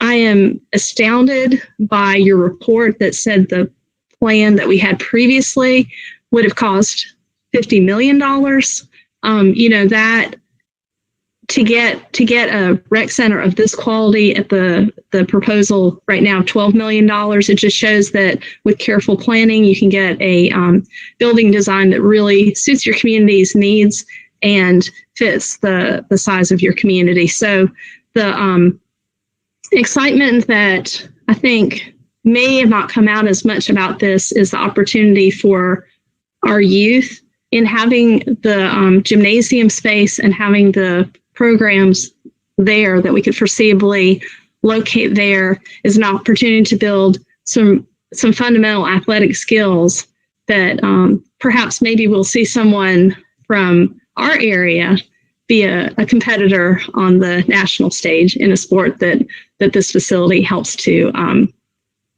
gain the skills. And whether that is a youth, a young adult, or maybe a pickleball champ, it's very exciting to think about the possibilities that this building will bring.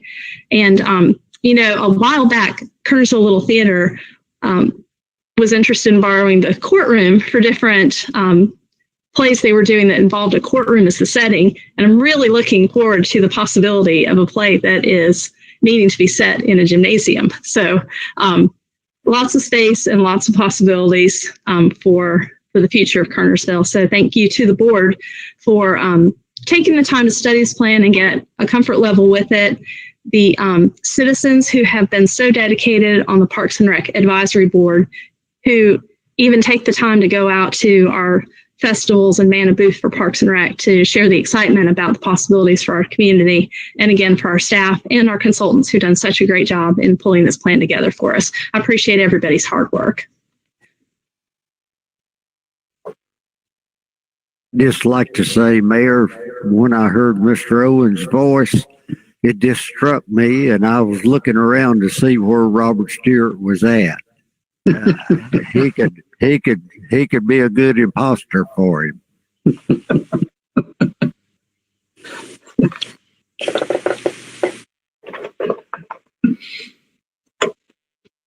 All right, so there's no compliment, sir. That is a compliment. So if there's nothing else on item 2B, we will move on then to consideration of an interlocal agreement for the formation of a joint narcotics task force. Mr. Swisher? Madam Mayor, you all have the agreement in your packet. As it says, this is an agreement for the formation of a joint narcotics task force. It will operate similar to the joint DWI task force that we are a member of with Forsyth County and the city of Winston-Salem. The agreement specifies the number of personnel that will be involved from each agency, also what each agency will be responsible for financially. The town of Kernersville will not have any financial responsibility for the lease of the building. However, we will provide them space in the building that we currently lease for our narcotics guys. So we feel this is a great opportunity to help curb some of the narcotics activity that we're seeing in the county. The agreement is effective July 1st. It'll retroact should this board adopt it. It will be effective until June 30th of 2025. Again, we feel like this is a very good opportunity for Kernersville, Forsyth County Sheriff's Department, and the city of Winston-Salem. And we look forward to participating in the task force if this board so adopts the agreement.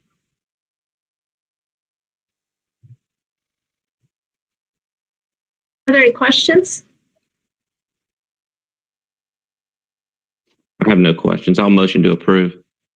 Okay, I have a motion by Chris Thompson. Do I have a second? Second. We'll have Take to your do a choice. do-over. All right, on the count of three. No. 3, 2, 1. Second. Thank you. All right, got a second by Mayor Pro Tem Fulton. Keith, have you got that? Yes, thank you. Okay. All right, we'll do a roll call vote. Mayor Pro Tem Fulton, how do you vote? In favor. Thank you. Thank you. Alderman Boyer. In favor, thank you. Thank you. Alderman Cruz.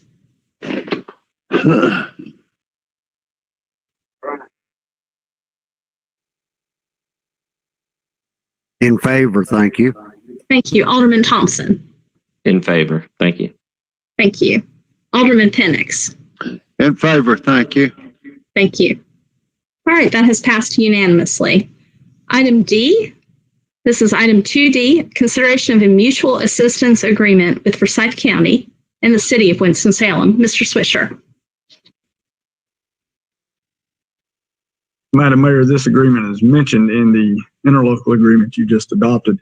This agreement will allow the town to provide mutual assistance to Forsyth County Sheriff's Department as well as the city of Winston-Salem, and they will provide that assistance to us if necessary. Thank you. Do I have a motion? Motion to approve. I have a motion by Chris for Second. approval. Second by Mayor Pro Tem Fulton.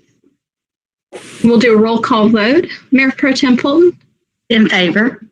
Thank you. Alderman Boyer. In favor, thank you. Thank you. Alderman Cruz. In favor, thank you. Thank you. Alderman Thompson. In favor. Thank you. Alderman Penix. In favor, thank you. Thank you. The motion passes unanimously. Item 2E is consideration of acceptance of bid for the demolition of the decommissioned Abbott's Creek wastewater treatment plant. Mr. Swisher? Madam Mayor, I'm going to let our Public Services Director, Doran Malpa, cover this with you all since it was put out to bid and we are not recommending the low bidder. I'm going to let Mr. Malpa explain that to you all in case you have any questions, technical questions related to that. Madam Mayor, on October the 26th, we opened sealed bids from 5 different contractors. Those bids range from $1.078 million to $1.37 million, approximately. The low bid that was submitted of $1,078,428 did not include the proper disposal of materials, or did not include those materials going to a properly permitted facility. So we cannot accept that bid. So we went with we're recommending the next low bidder, which is CCI Incorporated, with a bid of $1,231,975.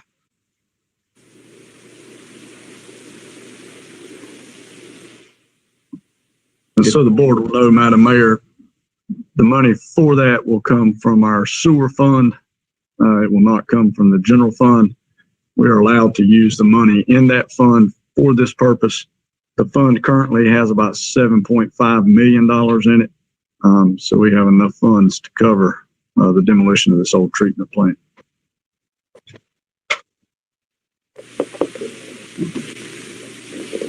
Thank you, Curtis. I motion to approve. Okay, I have a motion by Chris. Do I have a second? Second. Second. I have a Give it to second. Joe. Give it to Yeah, Joe. give Joe. All right, I'll take it. All right, second by Alderman Penix. Keith, have you got that? Yes, thank you. Okay. All right. Mayor Pro Tem Fulton, how do you vote? In favor. Thank you. Thank you. Alderman Boyer. In favor. Thank you. Thank you. Alderman Cruz. Favor, thank you. Thank you. Alderman Thompson. In favor. Thank you. Thank you. Alderman Penix. In favor, thank you. Thank you. All right, moving on to item F, consideration of an amendment to an employment agreement with the town manager and an ordinance setting the town manager's compensation for fiscal year 2020-21. Madam Mayor, I think I'd better take this rather than the town manager since it involves him. Y'all met last week and discussed the town manager's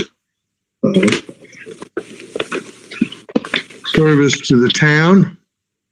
And from that closed session meeting, you asked that I prepare an amendment to his current contract and prepare an ordinance. I'm going to ask if you would, Mayor, to call for a vote on these separately. However, I think out of ease and time factor and so forth, I'm just going to cover these together because they mirror each other.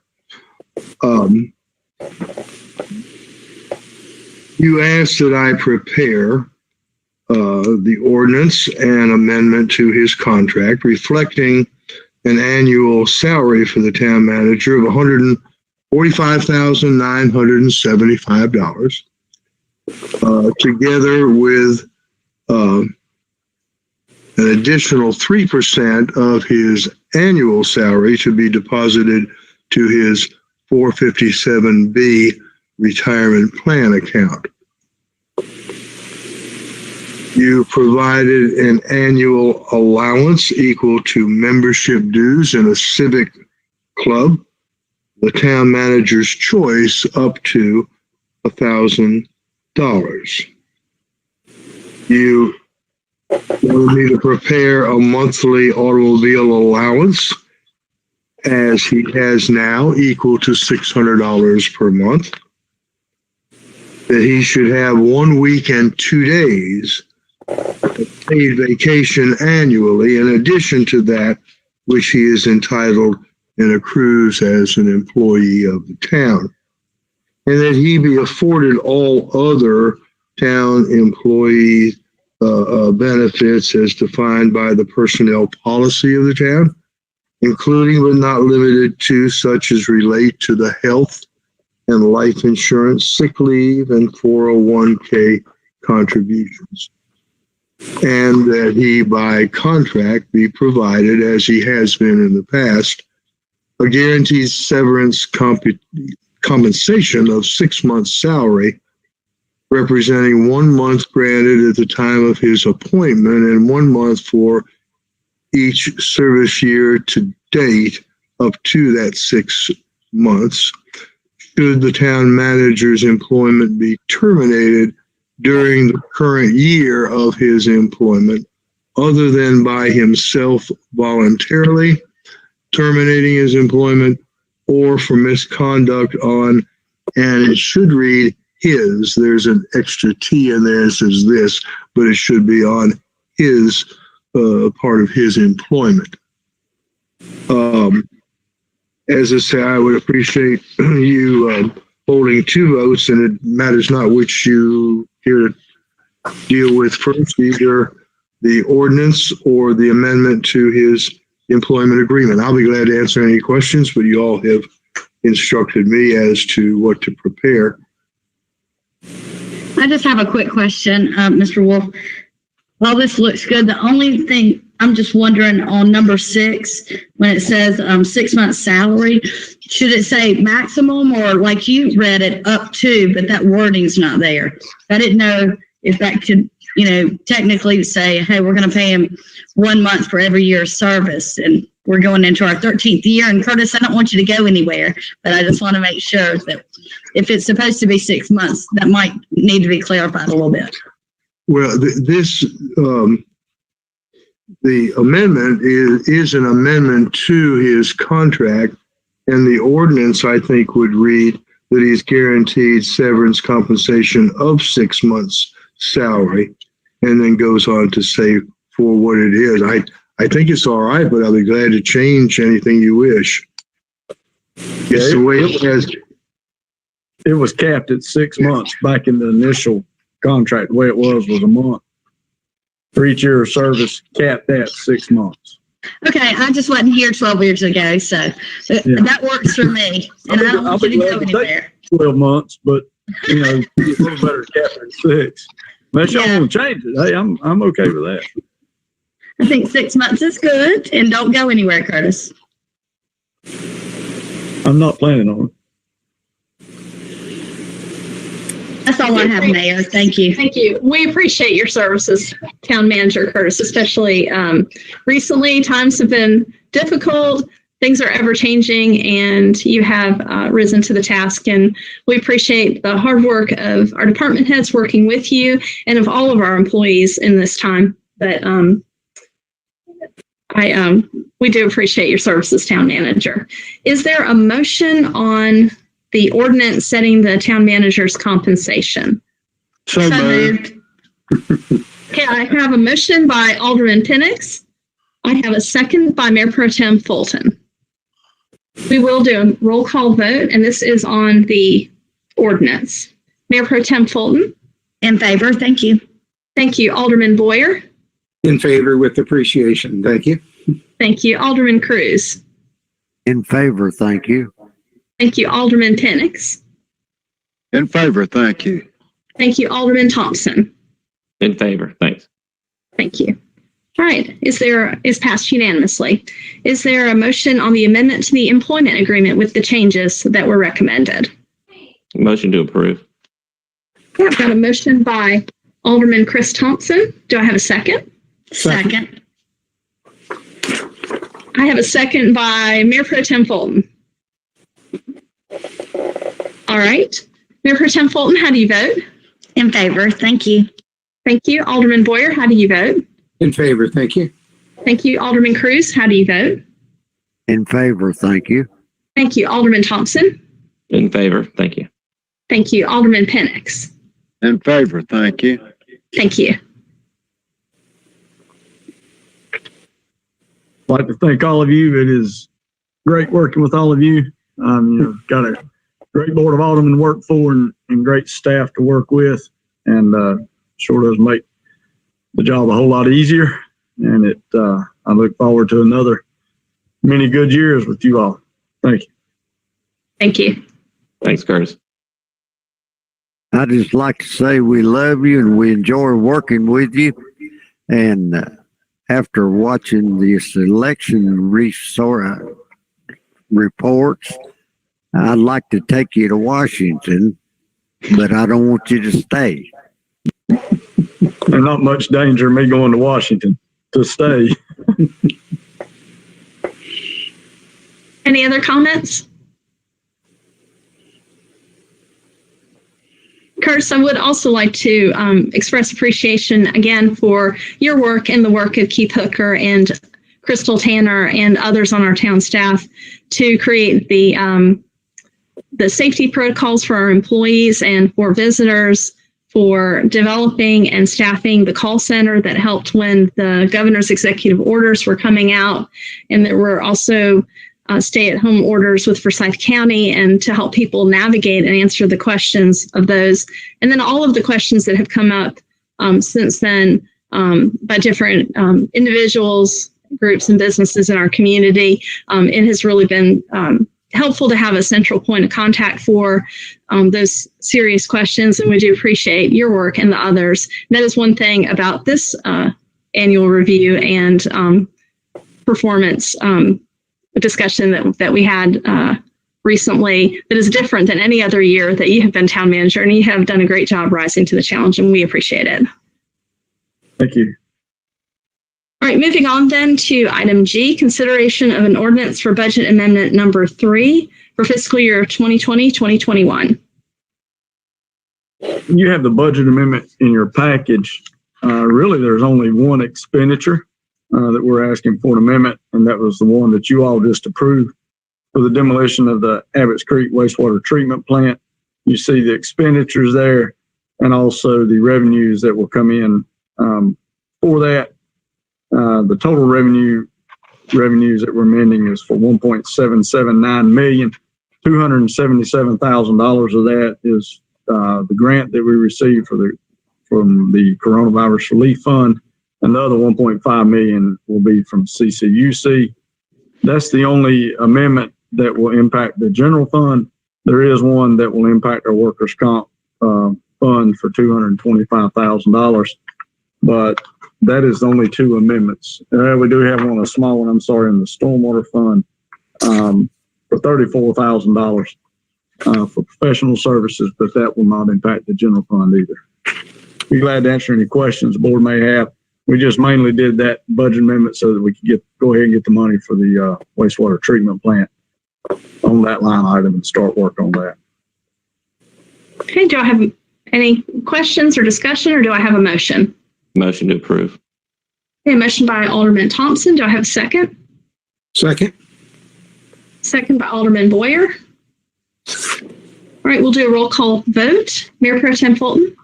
In favor, thank you. Thank you, Alderman Boyer. In favor, thank you. Thank you, Alderman Cruz. In favor, thank you. Thank you, Alderman Thompson. In favor. Thank you. Thank you, Alderman Penix. In favor, thank you. Thank you. All right, we'll move on to item H, consideration of an ordinance to regulate trucks on Cedar Knoll Drive, which is off of Highway 66 South near Dollar General. Mr. Swisher? Yes, ma'am. This is as you mentioned, this behind the Dollar General and the Farm Bureau insurance buildings. We've been having some issues with trucks on that road, turning down it to turn around, parking on it. So we're asking the board to adopt the no trucks on that road, and we'll post that, and then that should stop the problem, we hope, or it will allow us to enforce it anyway. Do we have a ability to also contact, the GPS services? Yes, ma'am, we do. All right, is there any discussion, or do I have a motion? Motion to approve. I have a motion by Alderman Thompson. Second. Second by Mayor Pro Tem Fulton. We will do a roll call vote. Mayor Pro Tem Fulton? In favor, thank you. Thank you, Alderman Boyer. In favor, thank you. Thank you, Alderman Cruz. In favor, thank you. Thank you, Alderman Thompson. In favor. Thank you. Thank you, Alderman Penix. In favor, thank you. Thank you. All right, unanimously passed. Item 2I, consideration of an ordinance updating Chapter 4 buildings and building regulations. Madam Mayor, I'll let Mr. Hatling cover this one. This amendment is associated also with 160D, the rewrite of the planning, zoning, and development regulations for municipalities. Just some minor changes for references to new 160D versus 160A. There was a conflict with our UDO on setbacks of a pool that was cleaned up, and numerous other little changes for corrections of updated names of divisions and agencies. We're happy to answer any questions.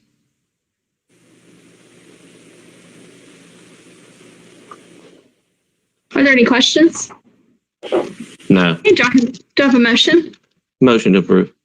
Motion by Alderman Thompson. Do I have a second? A second. Second by Alderman Cruz. This will be a roll call vote. Mayor Pro Tem, how do you vote? In favor, thank you. Alderman Boyer? In favor, thank you. Thank you. Alderman Cruz? In favor, thank you. Thank you. Alderman Thompson? In favor. Thank you. Thank you. Alderman Penix? In favor, thank you. Thank you. All right, that is unanimous. We are now to item 2. No, we're done. Item 3, consent agenda. All of the following matters are considered to be routine by the Board of Aldermen and will be enacted by one motion with no separate discussion unless a board member or citizen so requests, in which event the matter will be removed from the consent agenda and considered under the following item. A, approval of minutes for September 30 briefing meeting. B, approval of minutes for October 6 regular meeting. Is there anyone who'd like to remove an item from the consent agenda? Curtis, is there anyone in the courtroom who'd like to remove an item from the consent agenda? No, ma'am. Okay. I make a motion to approve 3A and B consent agenda. Okay, I have a motion by Alderman Thompson. Do I have a second? Second. I have an second by Alderman Cruz. We will do a roll call vote. Mayor Pro Tem Fulton, how do you vote? In favor, thank you. Thank you. Alderman Boyer. In favor, thank you. Thank you. Alderman Cruz. Favor, thank you. Thank you. Alderman Thompson. In favor. Thank you. Thank you. Alderman Penix. In favor, thank you. Thank you. The motion passes unanimously. All right, item 4 is items removed from the consent agenda, and there were none. Item 5 is speakers from the floor. Mr. Swisher, is there anyone in attendance who'd like to address us this evening on a non-agenda item? No, ma'am. Thank you. Mr. Hutchins, is there anyone who's called in who'd like to address the board? No, ma'am. Thank you. All right, we are to item 6, the town manager's report. Mr. Swisher? Madam Mayor, I only have one item. I think Mr. Hooker sent you all this either earlier, I think he sent it yesterday. It is a resolution requesting that the North Carolina General Assembly declare 911 telecommunicators as public safety personnel. They are currently not declared public safety personnel, but there is a movement throughout the state to declare those employees as public safety personnel. I've talked with Chief Summers and Chief Aldermen. They're both in favor and support doing this. And so I would recommend to you adoption of this resolution asking the General Assembly to declare them public safety personnel. Okay, is there any discussion or do I have a motion? So moved. Got a motion by Chris Thompson. Do I have a second? Second. Second by Mayor Pro Tem Fulton. All right, but this will be a roll call vote. Mayor Pro Tem Fulton, how do you vote? In favor, thank you. Thank you, Alderman Boyer. In favor, thank you. Thank you, Alderman Cruz. Favor, thank you. Thank you, Alderman Thompson. In favor. Thank you. Thank you, Alderman Penix. In favor, thank you. Thank you. It is unanimous. And I have nothing else, Madam Mayor. So who are you going to send this resolution to? We will send it to our representative in the General Assembly. Can you send it to the entire delegation? Yes, ma'am. Okay.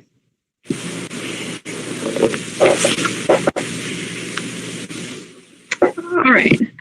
The next item is item 8, matters to be presented. Nope. Town attorney. Item 7, matters to be presented by the town attorney. Mr. Wolf? Madam Mayor, I don't have anything further. Thank you. Thank you. All right, we are to item 8, matters to be presented by the mayor and board of aldermen. Mayor Pro Tem Fulton, I'll begin with you. Thank you, Mayor. First, I just have a quick question. I took a phone call right before the meeting. Did anything happen major at Ivy Redmond today, Curtis, where the fence got taken out or something? Not that I'm aware of. Ernie may be aware of something. Ernie, do you know of anything?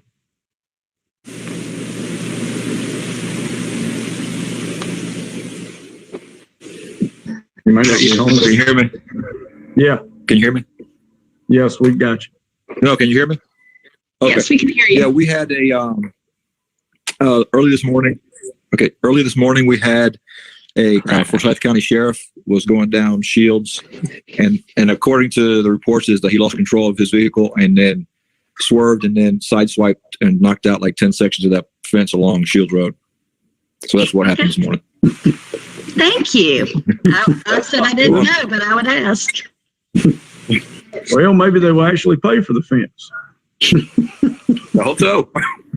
Well, while you're on the line, Ernie, I want to also thank you and Parks and Rec and the Chamber for doing a fabulous job with downtown Trick or Treat. It was a lot of cars. We were out there. It was going forever, but y'all did a fabulous job. So did the chamber and the police department, and everyone who helped. And that's what makes Kernersville special, are events just like that, especially during a crisis and a pandemic. So again, we really appreciate Parks and Rec.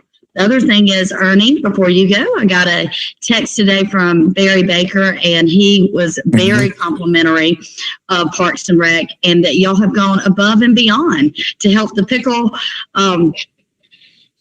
players. I almost said something else, but pickleball players, and they are very excited to have a league, and just could not say enough great things about you and your team and how y'all have gone above and beyond for them. So I want to say thank you for that. And so that's what I got for Parks and Rec. And I just want you to know that it was noticed, and we appreciate it. Other thing is I want to bring up is I had the pleasure of having lunch with one of our county commissioners, and we were talking about things that were happening in Kernersville and things that were happening in Forsyth County. And I was told that they could possibly have equipment, since they've upgraded their cameras in their room. It's not really a courtroom, but in the room where they do their meetings. So I'm working currently with Adam to see if there's a possibility that we can get cameras donated to Kernersville, so that, again, not knowing what the future's going to have, we might be able to save money on equipment and get those cameras donated from our county commissioners. And they can do that at no charge. They're allowed to donate to other municipalities. So I'll keep you posted on that, but would like to make you aware of it, because I think it will be very helpful. The other thing is, Jeff, can we add, because I'm not sure where it is, I think I'd mentioned this about adding building permits to where when people come in that you can see those publicly without having to go, or can we put that on social media? Where can like an individual look on a weekly basis for building permits? We could make a sheet. I think in the weekly report to the Board of Aldermen this week, I think last month that we issued like 400 to 500 permits. A lot of permits are just for are small related. I know in the past, Development Services and the Town Clerk Office have been trying to share on bigger projects. So, I mean, we can post every permit, but there's. Well, the questions I'm getting right now is what's going on in the Rite Aids, what's going on next to Planet Fitness, what's going on. There's another one that people keep asking me about. And so I'm just thinking, I thought we did it like when Big Burger Spot was coming. We put it up there so people could kind of see. And I don't think you have to do every single one. I mean, I got a permit myself this week, so I don't think that has to be out there. But I do think there's got to be a way where the public can look, just because they're curious and they really want to see what's going on. Was the Rite Aid one posted? I know we talked a week or two ago, and I contacted. I didn't see it on Facebook. Okay, I'll get back with the staff to see if they can start coordinating that information. Okay. Yeah, and we've worked with Jeff's staff. I think we did get the information last week, maybe when it was, Jeff. It could have been a week before. I believe it was on the Rite Aid building, but we did not put it up, but we still have that, and we will put that up. Actually, we got it, and just have not gotten it up. But some of those, like Jeff says, you don't want all of them. And I know what you're talking about. I mean, people want to know what's going here or there. But a lot of them, you have to understand, I mean, they have a building permit, but we still don't know what's going in the building. They've not submitted a plan for what's going in the building. They're just drawing building permits to do work. So we don't want to post that either, because we don't know what's going in the building. I don't know that we know exactly what's going. Do we know what's going in the Rite Aid building, Jeff? I think since I last talked to Jenny, I think a Mexican restaurant has applied for upfits, but I'll check on that. And you're talking about the Rite Aid building beside Planet Fitness? Yes, correct.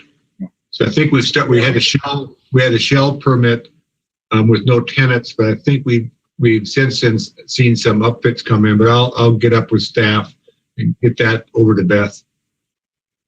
That'd be great, because again, I think people really starting to notice and ask questions. Also, I think Jeff, you and I spoke about when we do the notices in Kernersville News, it's one column versus two. You can't read that map when you're posting that. So we had talked about that, and I noticed it was still being printed in one column. Okay, I'll get up with Beth on that.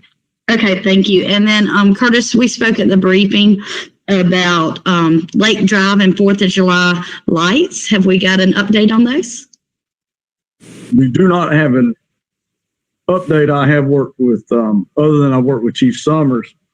Right now, it's probably easier to have the officers that are out on patrol that night, if they see the lights on, to turn those off. He's let the officers know to do that. We have not gotten really any solution on a timer or a timing system to put on those lights to where we can turn those off remotely. But right now we'll try to have the officers turn them off. And the problem is with the remote timing system, Ernie and I priced it in the past. It's not cheap. Actually, you're better off paying the extra power than you are buying the timing system. Just pay for a little bit of power that you'll use. So sure. And with daylight saving time, it changes all the time. And I mean, lights aren't bad, all the time, but I just have to, follow up on that. And then where are we on Lake? Did you ride down there and see what that gentleman was talking about? we did. We had an officer go out and talk to the gentleman that lives there on the corner. The house you were speaking of is actually his wife is just had a baby or is in the hospital having babies, but he said he would try to move both of those vehicles and do his best to keep them out of the line of sight when you pull up to turn out. Okay, perfect. Thank you, Mayor, and thank you everybody who helped me. Alderman Boyer. I have nothing tonight. Thank you, Alderman Cruz. At this time, thank you. Alderman Thompson. I have nothing. Thank you very much. Thank you. Alderman Penix. I don't have anything. Thank you, Mayor. Thank you. I'd like to compliment our town clerk for going above and beyond and helping people in the everyday course. He received in the mail today to Town Hall a ballot that was misdirected. It should have gone to the Board of Elections from a serviceman called the Board of Elections to find out what to do, and they asked him to bring it over, and so he did. So appreciate Keith Hooker going above and beyond to help residents of Kernersville, including our armed forces who are out of town at the current time. So appreciate everybody working together to make this community a better place to live, work, and raise a family. So if there is no further business before the board today, I would like to have a motion to continue this meeting until Friday at 11 a.m. So moved. I have a motion by Alderman Thompson. Do I have a second? Second. Second by Mayor Pro Tem Fulton. And just a reminder, any residents of Kernersville or citizens who'd like to comment on any of the public hearing items, we will accept them by email to khooker@toknc.com by 8 a.m. on Friday morning. Keith will distribute the comments to the board, and that will give everyone a chance to review them before the 11 a.m. meeting. Do I have a motion to adjourn? Or, excuse me, a motion to continue. I have a motion to continue. May I have a motion to continue? So moved. Okay. Chris? Second. Second by Mayor Pro Tem Fulton. And then the vote, the roll call vote. Mayor Pro Tem Fulton? In favor, and thank y'all for being working with me and giving me that extra 30 minutes. I appreciate it. Thank you, Mayor. Alderman Boyer? In favor, thank you. Thank you, Alderman Cruz. Favor, thank you. Thank you, Alderman Thompson. In favor. Thank you. Thank you, Alderman Penix. In favor, thank you. Thank you. This meeting is now adjourned.